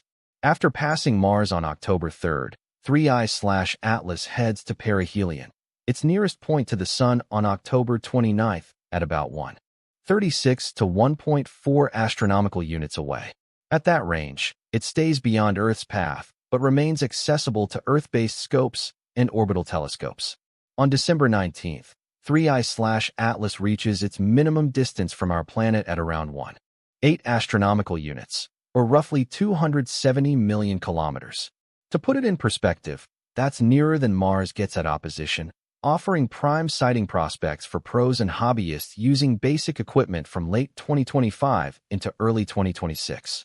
How 3I/Atlas acts close to the Sun might indicate if it adheres to standard comet development or shows distinct traits tied to its origins beyond our system. Intensified solar warmth could release long frozen volatiles accumulated over eons in the void between stars. Such releases might trigger sharp surges in brilliance, tail formation, or standout features that set interstellar wanderers apart from local comets. The shape of the tail stands out as a fascinating element in observations of 3I/Atlas. Pro images reveal ion streams pointing away from the Sun, aligning with usual comet dynamics. Yet certain backyard watchers describe dust features leaning forward, seemingly defying standard physics. These discrepancies probably stem from the distinct processes shaping dust and ion tails, not anything unusual. Dust tails arise from the subtle, ongoing push of sunlight on tiny grains ejected from the core. These grains trace arcing paths influenced by both solar push and pull from gravity, yielding the elegant bends seen in classic comet shots. Depending on the angle of view and the watcher's spot relative to the orbit plane, dust tails might seem oriented oddly. Ion tails operate via separate mechanisms. The solar wind ionizes gases in the surrounding haze, producing ions that align with the embedded magnetic fields in the wind. These ions stream directly sunward along those fields, forming slender, linear tails that twist with changes in the wind's magnetic setup. Uncertainties about 3I/Atlas's dimensions and makeup highlight the core difficulties in probing far-off bodies. Top-tier telescopes struggle to discern details on anything smaller than big asteroids beyond a few AU. Estimates of size rely on luminosity readings, guesses at albedo, and simulations of light reflection toward us. Certain news outlets have suggested 3I/Atlas might span up to 15 meters, but treat such figures skeptically pending detailed thermal analysis integrating visible light data with IR heat signatures. The degree of activity, gas and dust output scaled to size, also skews perceived brightness, muddling size calculations. This visitor's inbound path overlaps with another stunning sky show, turning October 2025 into a highlight for stargazers everywhere. Before diving in, consider the effects of our sun's mass ejections slamming into relics from interstar voyages. Part A incoming. While 3I/Atlas grabs attention as a cosmic outsider, October 2025 brings a rival wonder that might eclipse it. Comet C/2025 R2, spotted in Soho's Swan imagery by enthusiast Vladimir Bezugi on September 11th and 12th, is hurtling to its Earth minimum on October 20th and 21st, possibly bright enough for unaided eyes right as 3I/Atlas zips by Mars. The tale of its find underscores the impact of public involvement in astronomy. In contemporary astronomy, the SOHO spacecraft, known as the Solar and Heliospheric Observatory, keeps a constant watch on the sun's corona and the nearby space around it. Among its tools, the SWAN instrument, which tracks solar wind anisotropies, charts hydrogen glow across the heliosphere, and sometimes spots comets as they flare up and start releasing gases while heading toward the inner solar system. While sifting through open-access SWAN images, Vladimir Bezugi came across a glowing body that didn't align with any cataloged comet or asteroid. His detailed review of various frames verified its cometary traits and yielded initial orbit estimates, pointing to a long-period comet on its debut recorded trip inward in recorded human history. Comet SWAN hit perihelion, its nearest point to the Sun, on September 12, 2025, mere days following its initial spotting. That schedule accounts for the swift surge in brilliance that first drew Bezugli's eye. Comets usually shine most vividly near perihelion, as intensifying solar warmth releases frozen chemicals from their cores, forming the signature fuzzy atmosphere and streaming tail that renders them detectable from our planet. The path of its orbit sets up prime viewing in October from either hemisphere, with southern sky gazers getting the edge at first. As the month advances, the comet's alignment with Earth and the Sun shifts favorably for those in the north, possibly delivering top-notch sights to the widest audience of hobbyist stargazers and everyday enthusiasts. Forecasts for its glow indicate Comet SWAN might hit a magnitude of 4 to 6 at its nearest pass to Earth, bright sufficient for unaided eyes in clear, dark locations, although field glasses or modest scopes would uncover richer views of its hazy envelope and elongated tail. Such projections come with considerable doubt, given how capricious comets can be, particularly fresh ones venturing close for the first time in our records. Late October 2025 lines up an ideal overlap of sky happenings. The new moon around October 20th and 21st clears away moonlight that typically dims subtle cosmic sights. Meanwhile, the yearly Orionids meteor shower hits its height on those evenings, courtesy of particles from Comet Halley crossing our orbital path. Observers might catch a vivid comet, dozens of shooting stars hourly, and the ongoing shifts of 3I/Atlas, all in the same ideal stargazing windows. Comet SWAN's role as a long-period visitor from our solar system stands in stark opposition to 3I/Atlas's origins from beyond our stars. Though both probably harbor comparable icy substances, like water, carbon monoxide, carbon dioxide, and diverse organics, they arose in wholly distinct settings. Comet SWAN likely coalesced from primordial stuff in the solar system's fringes about 4 billion years back, perhaps lingering in the remote Oort cloud until some gravitational nudge propelled it inward. The research puzzles each raises vary in kind. 3I/Atlas sheds light on how stars and their systems take shape, the makeup of interstellar matter, and the toll of space radiation on substances traversing between suns over eons. In contrast, Comet Swan reveals details on the young solar system's state, the makeup of the Oort cloud, and the responses of untouched cometary stuff to solar warmth on an initial solar near-miss. Imaging chances galore await pros and hobbyists alike amid October's dual comet show. Broad-angle lenses can frame both wanderers together, logging their placements, luminosity, and streamer shapes for side-by-side study. Sequential shots might track shifts in the hazy heads, streamer directions, and total shine. With solar wind fluctuating and daily alterations in their ranges from us and the sun, the erratic shifts in comet glow inject thrill and surprise into the month's prospects. Certain comets wildly surpass hopes, sprouting dazzling appendages and hitting levels of brightness that spotlight them plainly to the bare eye, even amid city glow. Others fall short, refusing to amp up as hoped or breaking apart from solar bake that saps their spectacle. Comet Swan's brief watch history renders solid forecasts especially tough. Periodic returnees let experts track habits across repeated visits, but novel long-period travelers like this one lack any past benchmarks for their gas release, endurance, or glow patterns under solar blaze. The chance for striking streamer growth heightens the allure of October's comet pursuits. Dust and ion streamers alike could emerge vividly. Prominent characteristics of solar wind dynamics persist at heightened intensities amid the solar maximum phase. Instances of disconnection, in which coronal mass ejections detach ion tails from comet cores, could be observed live via telescope, granting exceptional insights into the mechanics of space weather. Hobbyists monitoring comets utilize diverse approaches to monitor variations in luminosity and structural development. Assessments of apparent magnitude align comet illumination with adjacent stars of established brightness, yielding information that expert facilities struggle to gather on an ongoing basis.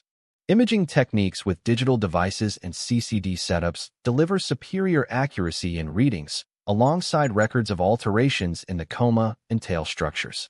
Speculation surrounds whether Earth could cross paths with remnants from Comet Swan, heightening intrigue for October skywatching. Should our planet's trajectory overlap the comet's prior dust path in the inner solar system, a subtle meteor display might occur as fragments pierce the atmosphere. Yet, for recently identified comets lacking documented particle streams, such occurrences stay largely unpredictable. Spectral analysis of the pair in October may uncover compositional parallels and variances, shedding light on their origins. Facilities with spectrographic tools can identify spectral lines from molecules like CN, C2O, and NH2, signaling which ice is vaporized from the nuclei due to solar exposure. Such molecular signatures offer concrete clues about makeup and genesis environments. Optimal setups for witnessing October's dual comet spectacle benefit those in areas with minimal light and unobstructed vistas. City glow drastically impairs sight of dim sky bodies, underscoring the value of remote or natural locales for prime viewing. Late October's atmospheric conditions differ widely by region, demanding adaptable strategies for effective sessions. For relaxed stargazers, binoculars surpass telescopes in comet appreciation. Their broad perspective captures the full entity, core, envelope, and streamer, in relation, avoiding zoomed fragments that diminish the holistic effect. Models like 7x50 or 10x50 stand out as ideal, balancing ample light collection for subtle traits with ergonomic sightlines. The alignment of two luminous comets in October 2025 presents unparalleled chances for side-by-side scrutiny. Direct comparisons might highlight contrasts in envelope hues, streamer directions, and general forms, mirroring distinct sources and developmental paths. Sequential imaging over multiple evenings can capture reactions to evolving solar wind and observational angles. Global professional sites have aligned monitoring efforts for both, securing broad data across electromagnetic spectra. The Hubble Space Telescope could capture sharp visuals resolving fine structures beyond ground-level capabilities. Radio arrays might pick up molecular signals exposing makeup and thermal profiles in the dispersing envelopes. Risks for comet gazing are negligible versus solar or eclipse pursuits. These visitors present no hazards to viewers, needing only standard safeguards for evening outdoor pursuits. No filters or gear required. Main hurdles include securing dim sights, navigating meteorology, and ensuring gear works amid chilly October evenings. Learning prospects expand as twin wonders illuminate the heavens under ideal circumstances. Institutions, astrogroups, and outreach centers frequently host dedicated gatherings, orienting beginners to comet lore while letting veterans contrast entities from varied backgrounds. Such occasions build awareness of science and honor the awe of universal displays accessible to all who venture out and gaze skyward. With October 2025 drawing near, preparations mount for a period brimming with extraordinary sky events. An extrasolar traveler nearing Mars, a long-cycle comet hitting maximum glow, vigorous solar conditions, and lingering tremors from Venezuelan quakes. This blend of occurrences, from earthly shakes to deep space wonders, forges a sequence questioning notions of celestial chance. Yet prior to delving into the profound inquiries sparked by this striking overlap, it's essential to assess the tendencies our psyches naturally detect amid clustered spectacular happenings in time and place. Part 11. Cosmic Coincidence or Alignments. We can build a chronology that highlights the striking concentration of occurrences in late September and early October 2025. On September 23rd, V1935 Centauri flares up to visibility by the unaided eye in Curious. The following day, September 24th, a 6.2 magnitude quake hits Venezuela at 2221 UTC. September 25th brings the detonation of 7,994 Sagittari. In the constellation Sagittarius, another 6.3 magnitude tremor shakes the identical Venezuelan area. Just 5.5 hours later, a 5.8 magnitude aftershock strikes. Toward the end of September, ENL forecasts indicate coronal mass ejections intersecting the 3I Atlas path. Then, on October 3rd, an interstellar object passes Mars at a distance of 0.19 astronomical units. From October 20th to 21st, Comet Swan makes its nearest pass to Earth, aligning with the new moon and the height of the Orionid meteor shower. On October 29th, 3I Atlas hits perihelion at 1.36 astronomical units from the Sun. This tight packing of intense happenings across diverse realms, stellar blasts, ground-shaking quakes, solar outbursts, and cosmic wanderer movements, forms a storyline that seems deliberately crafted. Two stars burst forth mere days apart. Two significant quakes tear through the same spot within hours. Solar disturbances weave across the void in that very week. An outsider from beyond sweeps near Mars as a local comet achieves maximum glow. Such a gathering goes beyond mere chance, edging into what might feel like celestial harmony. Our minds, shaped by evolution to spot significant designs amid chaos, proved vital for early humans spotting links between surroundings and risks or rewards that could mean life or death. This built-in pattern spotting system runs on autopilot, frequently under the radar of full awareness, hunting for ties that suggest cause, though often it's just linkage. Apophenia, that drive to find purpose in scattered data, stands as both a boon and a pitfall in how we think. The very tools that helped forebears track cycles of seasons, forecast storms, and navigate group interactions can trick us into seeing import in random bunches of disconnected happenings.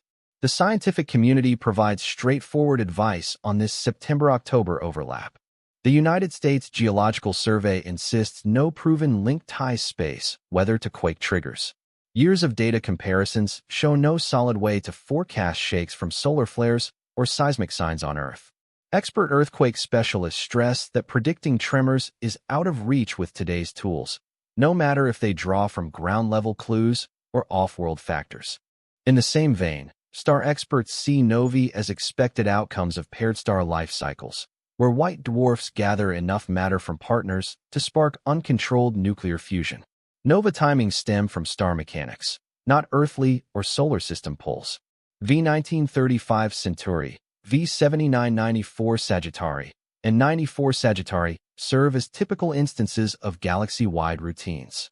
Sun specialists examine coronal mass ejections as routine results of the Sun's magnetic shifts during maximum activity phases.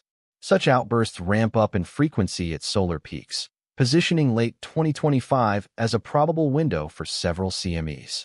The interplay of solar ejections and comet substances follows standard plasma rules, not strange anomalies. Still, accepting these expert views doesn't mean ignoring the awe-inspiring squeeze of this time frame. Occasionally, the cosmos aligns in manners that bend luck into near art, even if the roots stay ordinary. So, how do we balance sharp doubt with fitting amazement? Embracing both lets us value the odds-defying bunching while honoring evidence limits.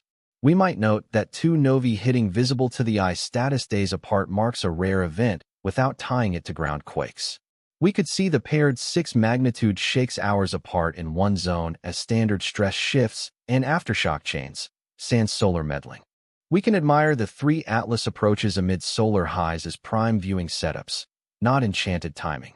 We can rejoice in the overlap of dual vivid comets under ideal skies without claiming universe-wide plotting for our sake.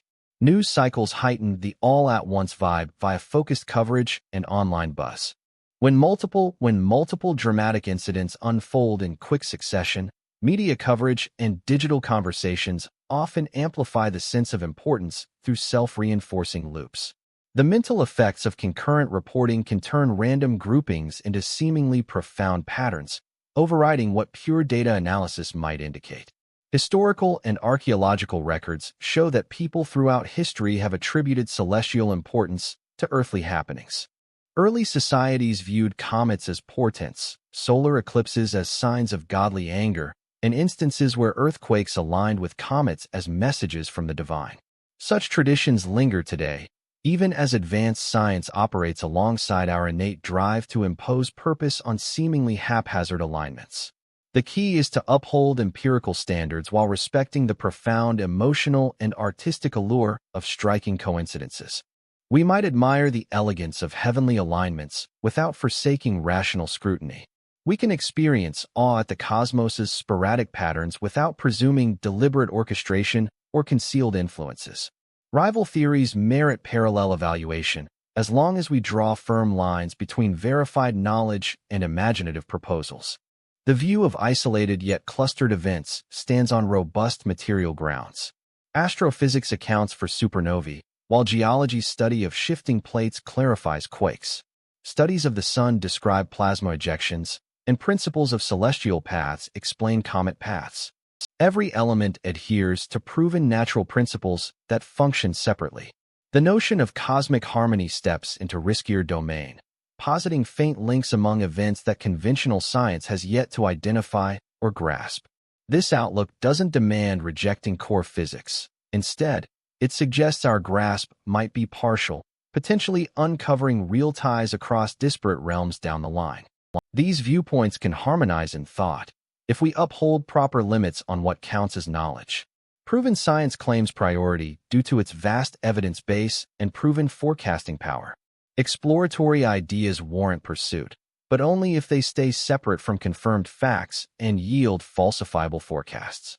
The fall equinox timeframe adds layers that call for no arcane theories.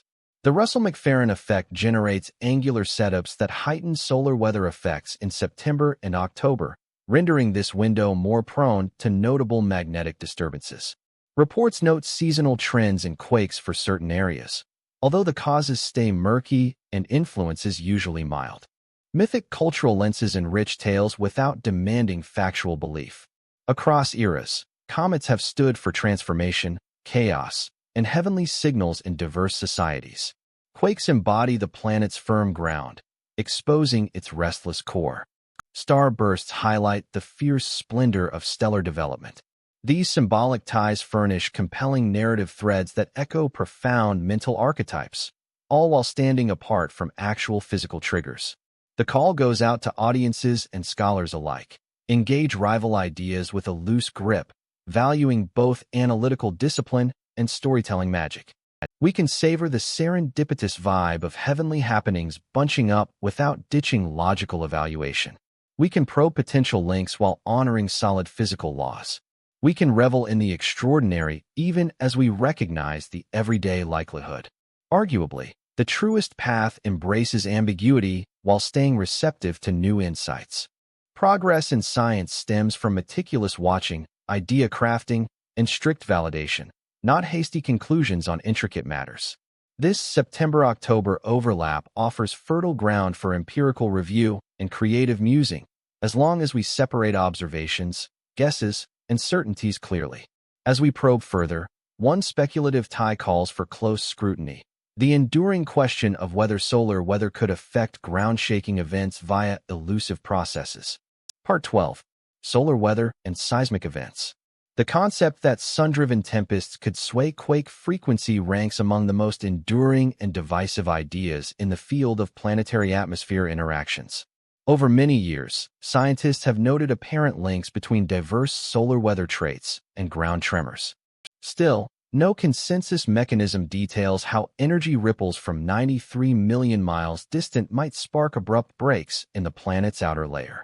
The most compelling fresh theory arises from investigator Stephen Burns, who suggested that declines in variations of solar wind density after high-velocity streams, an electromagnetic void might form, potentially influencing crustal stress patterns in subtle ways. This conceptual framework posits that an abrupt shift from thick, rapid solar wind to the thin, sluggish ambient solar wind could modify the electromagnetic forces acting on Earth's magnetosphere, possibly transmitting through intricate linkage pathways to affect strain buildup along tectonic faults. The underlying physics entails several stages, each carrying inherent uncertainties and dampening effects. Initially, fluctuations in solar wind density would reshape and adjust the pressure within Earth's magnetosphere, the protective magnetic envelope that guards against much of space weather's impact. Alterations in the magnetosphere structure might then tweak the electric flows in the ionosphere, the planet's upper layer that's electrically active. Such shifts in currents could generate electromagnetic influences that extend into the lithosphere, where they might hypothetically impact piezoelectric or zonal electric stresses within rock crystals. Every link in this hypothesized sequence involves perturbations like magnetic field shifts in the nanotesla range or stress alterations in microstrain, levels thousands of times below the thresholds required to initiate quakes on faults not already on the brink of rupture. While the proposed interaction pathways are physically plausible, their scale seems too minor to sway earthquake dynamics in typical scenarios. What remains firmly backed by evidence is a vast body of reports on apparent links, paired with a notable lack of proven causation. Research over many years has highlighted statistical ties between solar flares and quake events, geomagnetic disturbances and groupings of seismic incidents, or diverse space weather metrics and local earthquake records. These associations often seem robust in initial analyses, yet they commonly don't hold up under scrutiny with varied timelines, areas, or data sets. Bias toward publishing amplifies the challenge in the field considerably. Findings of links between space weather and quakes are far more prone to submission, approval, and referencing than those showing no connection. This skews perceptions toward a false sense of agreement on ties that could be illusory or much feebler than the available publications imply. Efforts to pool various studies through meta-analyses typically reveal that apparent impacts shrink with larger datasets and stricter methods. The U.S. Geological Survey's stance, endorsed by global seismology bodies, asserts that no solid link between space weather and quakes has been validated. This view draws from thorough statistical reviews of worldwide quake archives matched to detailed space weather records across several solar cycles. With rigorous adjustments for multiple tests, event bunching in time, and cherry-picking, the bulk of these noted ties fade or lose statistical weight. Still, certain investigators persist in probing finer interactions that could arise only in particular settings. Fluctuations in atmospheric pressure linked to geomagnetic upheavals might conceivably tweak fault stresses. Even so, these shifts usually clock in under 1 millibar, dwarfed by routine weather-driven pressures that exhibit no evident tie to seismic events. Another avenue is electromagnetic induction. Intense geomagnetic storms can spark currents in conductive elements, such as subterranean aquifers and/or deposits. These currents might, in theory, disrupt chemical reactions at faults, possibly shifting fluid pressure or rock durability to nudge quake timing. Once more, the ideas are sound in principle, but their strength falls short of meaningfully disrupting proven seismic drivers. Gravitational influences present a more viable path for space-Earth interplay, albeit outside electromagnetic channels. Lunar and solar-induced Earth tides undeniably modulate quake patterns, with evidence pointing to marginally higher activity amid peak tidal strains. These forces are thoroughly mapped, quantifiable, and work via direct physical adjustments to fault stresses. Might comparable pulls from additional celestial bodies affect quakes? Configurations of planets, though favored in fringe ideas, exert gravitational tugs vastly weaker than the moon's. Substantial planetary groupings yield tidal strains on Earth that are negligible by comparison. Negligible in magnitude when set against routine lunar-solar tidal fluctuations. The difficulty in validating links between space weather and earthquakes stems from distinguishing true causal ties from mere statistical flukes. Seismic events adhere to intricate patterns, encompassing aftershock series, geographic groupings, and time-based links, which readily forge misleading associations with fluctuating external factors. Metrics for space weather exhibit self-correlations, cycles, and groupings that might mimic ties to quakes purely by chance. Effective validation demands pre-planned investigations that outline predictions, periods, areas, and analytical techniques prior to data review. Protocols involving blinded evaluations, where scientists scrutinize seismic records unaware of concurrent space weather states, could curb unintended biases in choosing and interpreting data. Though infrequent in existing studies, these stringent methods prove vital for confirming real links. Evidence that would convincingly support space weather seismic ties includes several key elements. Initially, the suggested process must exhibit feasibility via lab trials or conceptual simulations illustrating how electromagnetic or particulate forces might substantially modify stress in crystalline rock. Next, observed patterns should display forecasting accuracy surpassing random expectation, verified against fresh datasets in forward-looking tests. Finally, any valid tie would probably be selective, functioning solely in specific tectonic contexts, stress configurations, or fault arrangements. Broad patterns impacting every seismic area alike appear geophysically unlikely, considering the profound variations in regional geology, stress distributions, and fault behaviors among seismic districts. The series of quakes in Venezuela coincided with heightened space weather, adding yet another instance to the ongoing discussion of correlations.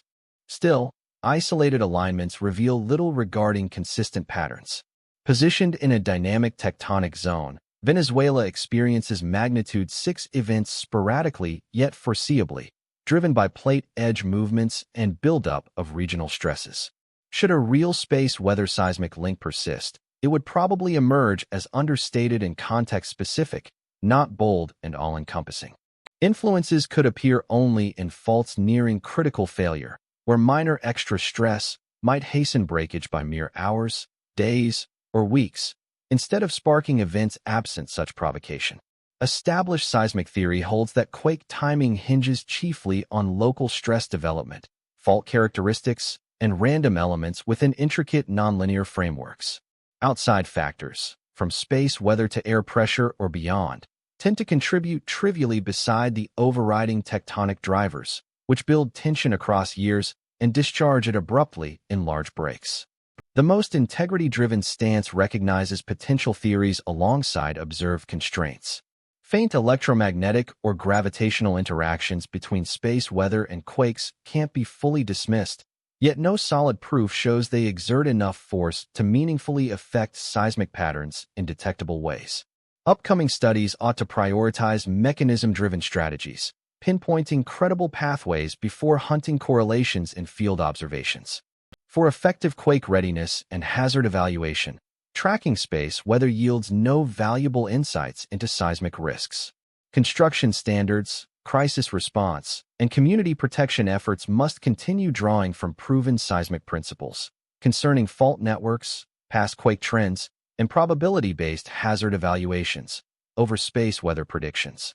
As investigations into these earthbound interactions unfold, a more conjectural inquiry emerges.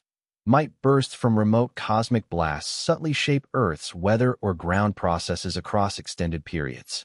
Part 13. Novae and Climate. The notion that stellar blasts could sway Earth's atmosphere and weather spans energies, distances, and durations far removed from the space weather seismic idea examined earlier. Although proximate supernovae might hypothetically impact our world's air and climate over eons, standard novae such as V1935 Centauri and V7994 Sagittarii deliver far less potency and lie vastly farther off, rendering any immediate ground-level effects all but inconceivable. To grasp the magnitudes at play, consider them with unyielding accuracy. An average nova unleashes power matching the sun's full emission across about 10,000 years, approximately in 10 to the 43rd joules, a staggering figure by earthly measures, enough to sustain our whole society for eons at today's usage levels. Yet, this immense power radiates outward in all directions from the blast's origin, weakening in line with the inverse square principle as it crosses the void between stars. V1935 Centauri probably lies thousands of light-years away, so its outburst happened long before humanity invented script, farming, or fixed communities. When this primordial cosmic fury finally arrives in our neck of the woods, its intensity has faded to something akin to the glow of a vivid star. Spectacular to behold, but trivial when it comes to shifting weather patterns or air composition. The radiation hitting our planet from these September novae boils down to just a handful more photons per square meter. That's even less extra glow than a handheld light would cast from a short distance away. In terms of environmental effects, the combined output from both novae throughout their peak and fade-out would fall short of noticeably heating even one mug of coffee. Compare that to closer supernovae, which could truly play a role in long-term planetary changes across eras. A supernova within about 50 light-years might unleash sufficient intense rays to transform the air's makeup profoundly. Its gamma and X-ray bursts could shred large swaths of the ozone shield, letting in more UV light to the ground and possibly sparking widespread die-offs. Certain scientists link such close blasts to past global extinctions, although the links spark fierce arguments and lack solid proof. The Ordovician extinction around 450 million years back lines up loosely with signs of a nearby supernova, but proving ironclad cause and effect over those immense spans demands proof we simply don't have. How supernovae might sway climate hinges on intricate reactions in the upper air, not mere heat buildup. Energetic light from these starbursts can break apart nitrogen and oxygen in the stratosphere, forming nitrogen oxides that efficiently erode ozone. With a thinner ozone barrier, extra sunlight's UV rays could batter life forms and reshape worldwide weather via tangled loops of change. Cosmic rays offer yet another route for star-driven effects on our planet's weather, albeit on vastly different magnitudes and durations than the September novae. Certain ideas suggest these rays, supercharged bits hurled by supernova fronts, could seed cloud development by acting as starters for vapor clusters. Shifts in ray intensity might, in theory, tweak cloud amounts and thereby planetary temperatures. Still, lab support for this idea stays sparse and hotly contested. The September novae could add a tiny bit to the overall cosmic ray hum across cosmic epochs, but any short-term jolt to our local ray field would escape detection entirely. The charged particles boosted by V1935 Centauri and V7994 Sagittarii would need millennia to cross the starlit gaps and arrive here, blending seamlessly into the ambient galactic ray noise. News stories frequently muddle various star detonations and their earthly repercussions, sowing mix-ups between real risks and fanciful ones. Sensational titles claiming stellar blasts impact our weather often overlook the divide between proximate supernovae that could leave traces over deep time and remote novae that offer zero meaningful sway. Such blending stokes wider trends and space hype that favor thrilling tales over factual rigor. The overlap in timing between September's cosmic flares and ground shakes gives eager pattern spotters plenty of room to to weave false links. But the power levels at play render any straight tie scientifically impossible. All the energy destined for Earth from the pair of novae across their full visible arcs totals under a single second's worth of routine solar input on our world's face. That said, probing the ties between starbursts and climate stands as a valid and captivating pursuit in science, as long as it targets believable pathways on fitting timelines. Our galaxy's pace of supernovae, about 1 to 3 per 100 years, ensures our planet regularly brushes against potent rays from nearby supernova blasts from nearby stars, spanning vast stretches of Earth's geological past, leave subtle traces in the rock record. Geological layers occasionally capture isotopic markers from cosmic ray strikes, potentially linking to bursts of stellar detonations. The radioactive isotope iron, 60, mainly forged in supernovae, turns up in deep ocean manganese iron crusts and polar ice samples, offering solid proof that our world has faced spikes in cosmic radiation from exploding stars at times. Such markers give intriguing hints about the way stellar blasts could shape planetary conditions across eons, though these effects unfold over millions of years, not weeks or seasons. Findings of iron, 60 point to a surge in cosmic ray hits on Earth about 2 to 3 million years back, likely tied to a supernova in a close stellar group. Whether these radiation boosts truly affected Earth's weather patterns, air chemistry, or life forms is still debated and under investigation. Certain hypotheses link shifts in cosmic ray levels to glacial periods, yet the links are tentative and the data unconvincing. Regarding the September 2025 Novae event, any weather impact is strictly theoretical and practically non-existent. These remote stellar outbursts add nothing detectable to our planet's energy balance, tweak no chemical reactions in the atmosphere, and sway no weather factors. They serve as stunning illustrations of how stars evolve and erupt, happening at vast cosmic ranges where we can watch and analyze them safely, free from any tangible fallout. A key takeaway is to appreciate the immense scales of space and the gap between flashy celestial happenings and real-world earthly consequences. The cosmos churns out awe-inspiring spectacles, star bursts, galaxy clashes, black hole unions, that unleash huge power but stay too far off or too fleeting to touch our climate meaningfully. Earth's weather mainly reacts to shifts in sunlight, gas mixes in the air, sea currents, and eruptions from volcanoes.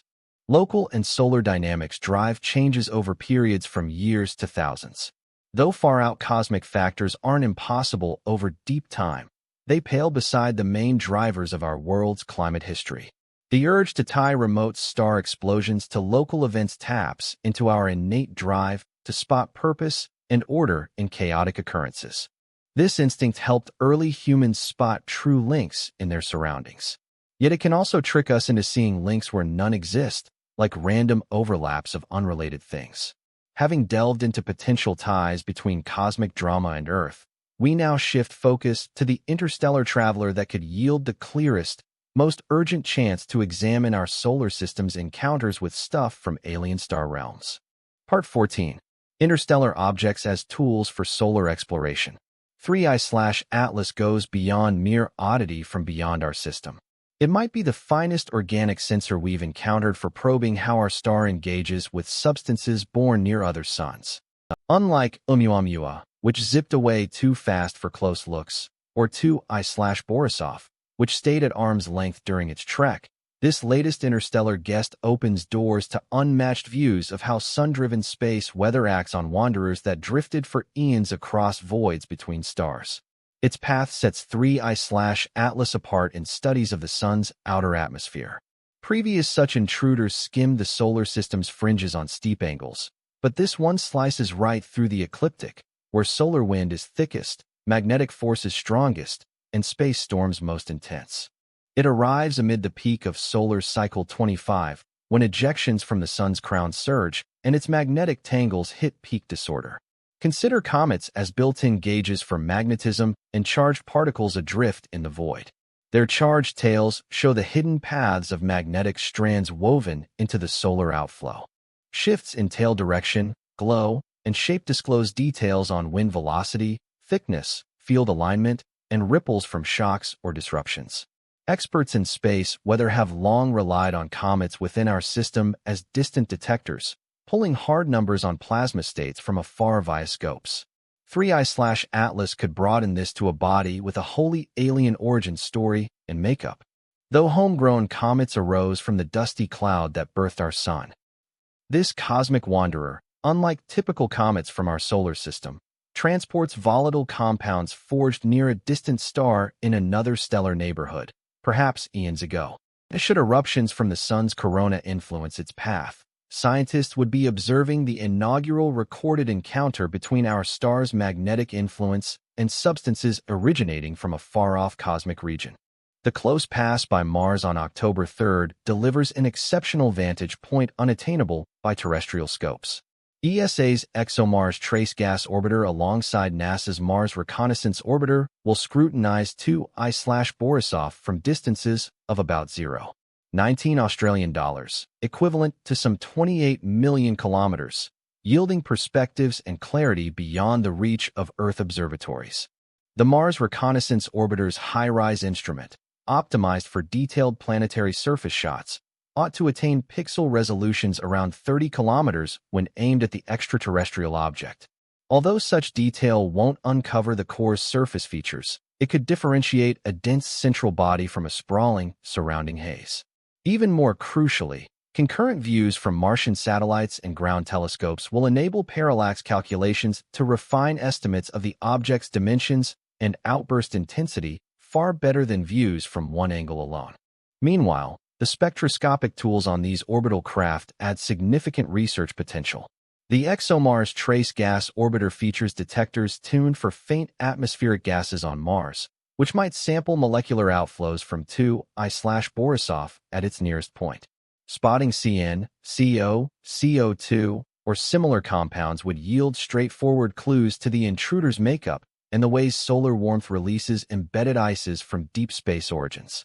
Observatories across the globe are aligning their efforts via the International Astronomical Union's Minor Planet Center and key astronomical bodies. Their aim is thorough coverage across wavelengths to follow shifts in luminosity, spectral shifts, and shape alterations as 2I/Borisov navigates fluctuating solar wind during its approach.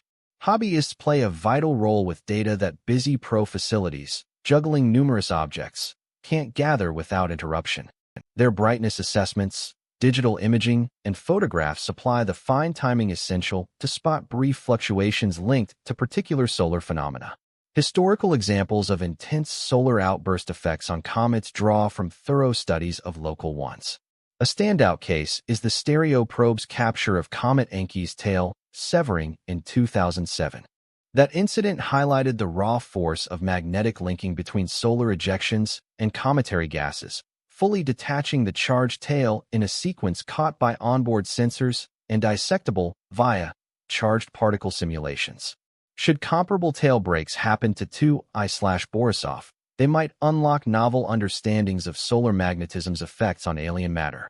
Variations in makeup between local and interstellar substances could lead to distinct charging behaviors, magnetic linkages, or reconnection processes, shedding light on plasma behaviors impossible to replicate in Earth labs. The inquiries reach further than mere solar interactions. 2I/Borisov bears atomic markers from its formative star cluster, potentially disclosing details on star-forged elements, supernova contributions, and molecular development elsewhere in the Milky Way. The sun's warmth, freeing these primordial substances, grants humanity's initial chance for up-close spectral dissection of extrasolar stuff. Its path across diverse solar conditions, from the calm void of interstar regions to the turbulent zone of solar peak, serves as an organic lab for examining how stellar rays and fields reshape interstellar debris across ages. Such monitoring could show if eons of high-energy particle bombardment have modified the object's chemistry, form, or icy reserves relative to pristine homegrown comets. Expert radio telescopes might pick up signal lines indicating core heat profiles, spin speeds, and vapor release as sunlight seeps inward. Advanced very long baseline arrays could parse the haze's features to determine if the heart is a unified mass or a fragile aggregate of fragments bound by faint self-pull. The schedule for probing 2I/Borisov aligns with recent strides in solar forecasting and simulation tools that previously recent advancements in space monitoring, unavailable during earlier interstellar object flybys, offer vital insights into how these visitors respond to environmental shifts. Live data on solar wind from various probes, advanced simulations of coronal mass ejection travel using magnetohydrodynamic techniques, and extensive terrestrial observation arrays enable a deeper analysis of behavioral variations that past astronomers lacked the tools to explore. The 3I Atlas could also act as a benchmark for planetary protection strategies. While it presents no risk of impact with Earth, its path, luminosity, development, and reactions to solar activity allow testing of key detection protocols via telescopes, methods for calculating orbits, and assessment tools that would prove crucial if a dangerous interstellar body ever neared our world. The wider ramifications of studying interstellar visitors reach into astrobiology and the quest for extraterrestrial life. Should 3I Atlas transport organic molecules or prebiotic substances from its originating star system, spectral examinations might indicate if life's foundational chemicals are widespread across the galaxy. Findings like these could significantly alter our views on how life might develop in distant stellar environments. With observability extending into early 2026, researchers can sustain in-depth probes well beyond the initial buzz from the Mars Close Pass. The perihelion arrives on October 29th, followed by Earth's nearest encounter on December 19th, yielding several chances for thorough examination as the object adapts to varying solar radiation. As preparations ramp up for the exceptional viewing windows in October, the alignment of factors, an interstellar arrival amidst solar maximum, cutting-edge surveillance tools, and global collaborative viewing efforts, holds the promise of breakthroughs that might transform our grasp of stellar system dynamics in interstellar voids. The coming months could unveil insights addressing core inquiries about humanity's position in the vast cosmic expanse. Part 15. Gazing ahead to October and further. Highlight October 3rd, 21st, and 29th, 2025, on your schedule, and emphasize December 19th prominently. These milestones could mark pivotal shifts in our knowledge of interstellar objects, their interplay with space weather, and the expansive cosmic surroundings of our solar system. Events unfolding on these exact dates might resolve long-standing riddles that have intrigued stargazers since the dawn of human curiosity about our stellar context. On October 3rd, 3I Atlas will swing closest to Mars at 0.19 astronomical units, about 28 million kilometers from the Crimson World. This marks the inaugural instance in human records of an interstellar object traversing inside the path of Mars-dedicated satellites built to examine minor celestial bodies. The European Space Agency's ExoMars Trace Gas Orbiter and NASA's Mars Reconnaissance Orbiter have rescheduled their imaging to document this historic junction of human ingenuity and cosmic wanderer. The orbital vantage points enable perspectives unattainable from ground stations on Earth. From their spots, Mars satellites will scrutinize 3I Atlas at varied angles, possibly clarifying uncertainties regarding its dimensions, form, and activity that single-perspective views from afar can't resolve. Combined sightings from Mars and Earth may yield parallax data to refine estimates of range and scale more accurately than in prior interstellar events. Harvard's Avi Loeb aptly likens this to a blind date with Mars, reflecting the thrill and unknowns of the upcoming data collection. The Mars Reconnaissance Orbiter's high-rise instrument aims for pixel resolutions around 30 kilometers when targeted at the visitor. While not sharp enough for terrain specifics, it might differentiate a solid core from a diffuse surrounding envelope. Expectations for science should stay grounded to temper letdowns upon release of early findings. At distances beyond 1 astronomical unit, interstellar objects typically show as mere dots to even the finest scopes. Anticipated results likely include tighter bounds on dimensions, radiance changes, progression, and chemical makeup via spectra, rather than stunning close-up views of bizarre features or surprises. October 20th and 21st herald another stellar highlight, as Comet C/2025 R2, SWAN, nears Earth at roughly 0.26 to 0.27 astronomical units. This aligns ideally with a new moon phase free of moonlight disruption and the height of the yearly Orionids meteor display, fostering prime conditions under clear, dark skies for tracking the comet. Forecasts indicate Swan may hit magnitudes 4 to 6 at peak proximity, rendering it visible without aids to the unaided eye. Beneath overcast night skies, stargazers can enjoy superb sights using field glasses or modest scopes. Yet, forecasts for a comet's luminosity involve substantial unpredictability, particularly for recently spotted long-period wanderers on their debut trip toward the sun's inner domain. Comet Swan might surpass projections in striking fashion or leave watchers underwhelmed should it neglect to form the dazzling tail features that render comets so captivating to the eye. The overlap of various astronomical happenings in the final days of October opens up remarkable chances for side-by-side skywatching. Enthusiasts might catch sight of an extrasolar intruder, a vivid inner-solar system comet, dozens of shooting stars hourly from the Orionids, and ongoing atmospheric disturbances tied to the height of solar cycle 25, all amid prime dark sky sessions without moonlight interference. On October 29th, 3I Atlas hits its peak solar exposure upon arriving at perihelion roughly 1.36 astronomical units from the Sun. This nearest pass by our star could expose the cosmic traveler to heat levels that release long-trapped icy materials from its core, preserved over eons in the void between stars. Studies around perihelion might uncover if 3I Atlas adheres to standard comet behavior or shows distinct traits tied to its origins beyond our system. Sunlight's warmth could trigger sharp surges in brilliance, impressive tail growth, or breakup episodes that set interstellar objects apart from those born within the solar system under varied circumstances. Positioned at perihelion beyond Earth's path, more distant from the Sun than our world, yet near enough for thorough Earth-based scrutiny, the object remains accessible for close examination across late 2025.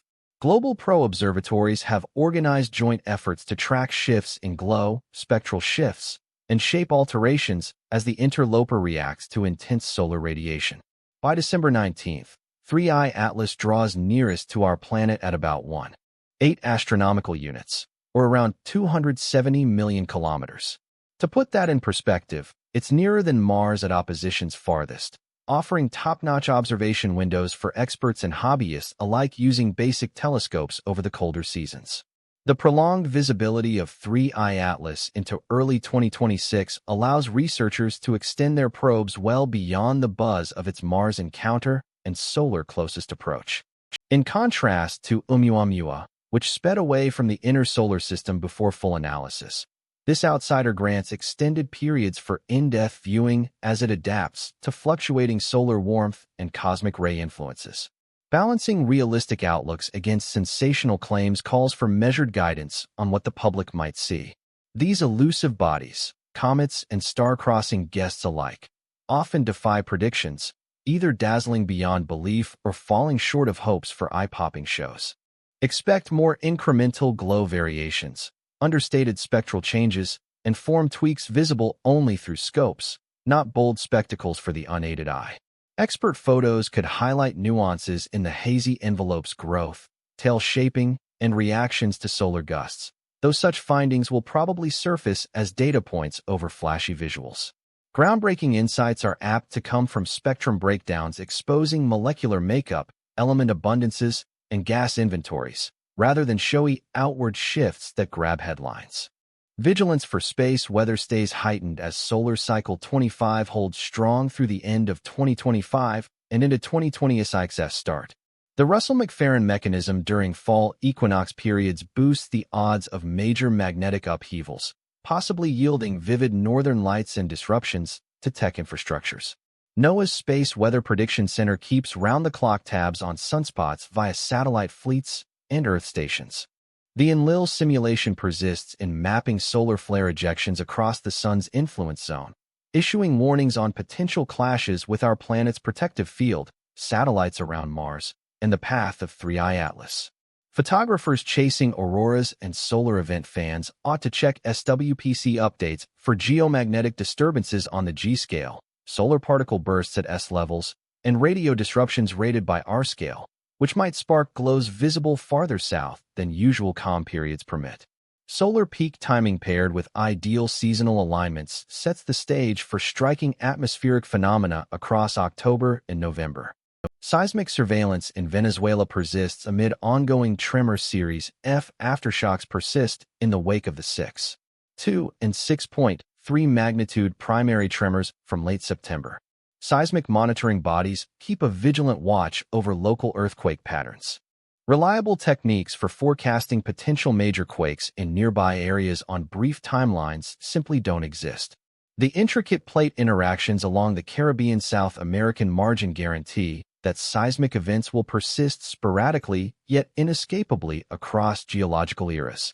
Construction standards, disaster response frameworks, and community protection strategies must draw from proven geophysical principles, steering clear of unfounded links to solar phenomena or celestial alignments. Observations of novae V1935 Centauri and V7994 Sagittari proceed unabated.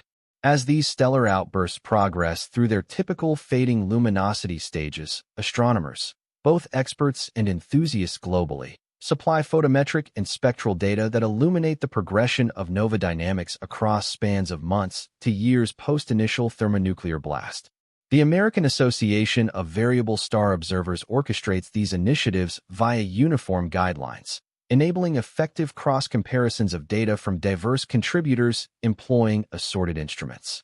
Energetic signals captured by the Fermi and Swift observatories keep yielding clues about the mechanisms driving particle energization in nova shock fronts. Episodes of dust creation could emerge in one or both novae in the months ahead, causing brief dimming as fresh nanoscale grains capture and redirect the star's radiance. Such dust-induced fades, should they happen, would yield further details on the makeup of nova outflows and the environments within dispersing remnants of stellar blasts. The narrative shaping October and subsequent periods hinges on distinguishing empirical findings from conjectural explanations. Each element, comet's trajectory, solar dynamics, earthquake tracking, and nova development, adheres to well-defined natural principles that function separately, despite the intriguing overlap that drew focus in late September.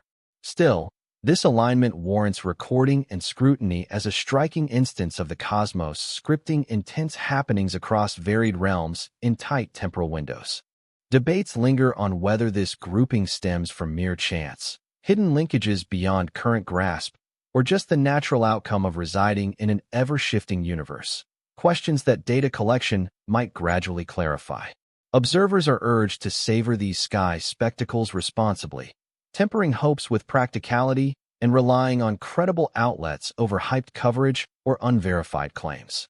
Agencies like NASA, ESA, the Minor Planet Center, the United States Geological Survey, and NOAA's Space Weather Prediction Center deliver dependable, real-time updates on unfolding matters. Hobbyists can play a vital role in advancing knowledge by joining in these watches, immersing themselves in the awe of astronomical wonders up close. Capturing comet images, gauging brightness levels visually, noting auroras, and submitting quake reports via official channels empower everyday enthusiasts to help chronicle this extraordinary stretch of universal drama. Lingering curiosity swirls around whether the timing's bunching signals more than random stats.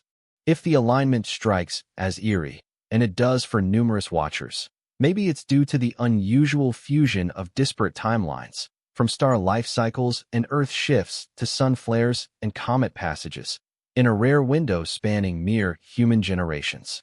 Horizons stretch past October's direct sightings toward deeper reviews as Mars mission readings, closest approach spectral scans, and prolonged tracking data emerge. Focus will stay on evaluating what transpired, avoiding guesses about potentials, upholding the vital divide between evidence and inference central to sound research. Gauging this extraordinary overlap could demand prolonged, meticulous study to tease out true causal ties from fluke groupings, solid knowledge from fanciful ties, and real trends from wishful thinking. Undeniably, we're observing a tapestry of space happenings bridging stellar detonations to ground shutters to cosmic wanderer visits, a testament to a cosmos vastly more vibrant and linked than routine life suggests. Endnotes must recognize the built-in ambiguities of these occurrences while honoring humanity's drive to watch and comprehend. Explore, gauge, and pursue insight into our role within a universe that from time to time reveals its power to astonish, motivate, and remind us of our smallness via the vastness of its perpetual innovation. Ultimately, maybe the true narrative isn't about cosmic links between these occurrences, but rather that we're part of humanity's inaugural era, equipped to identify, track, and examine such alignments spanning various realms of space-time. This viewpoint, once unattainable for earlier societies on our planet,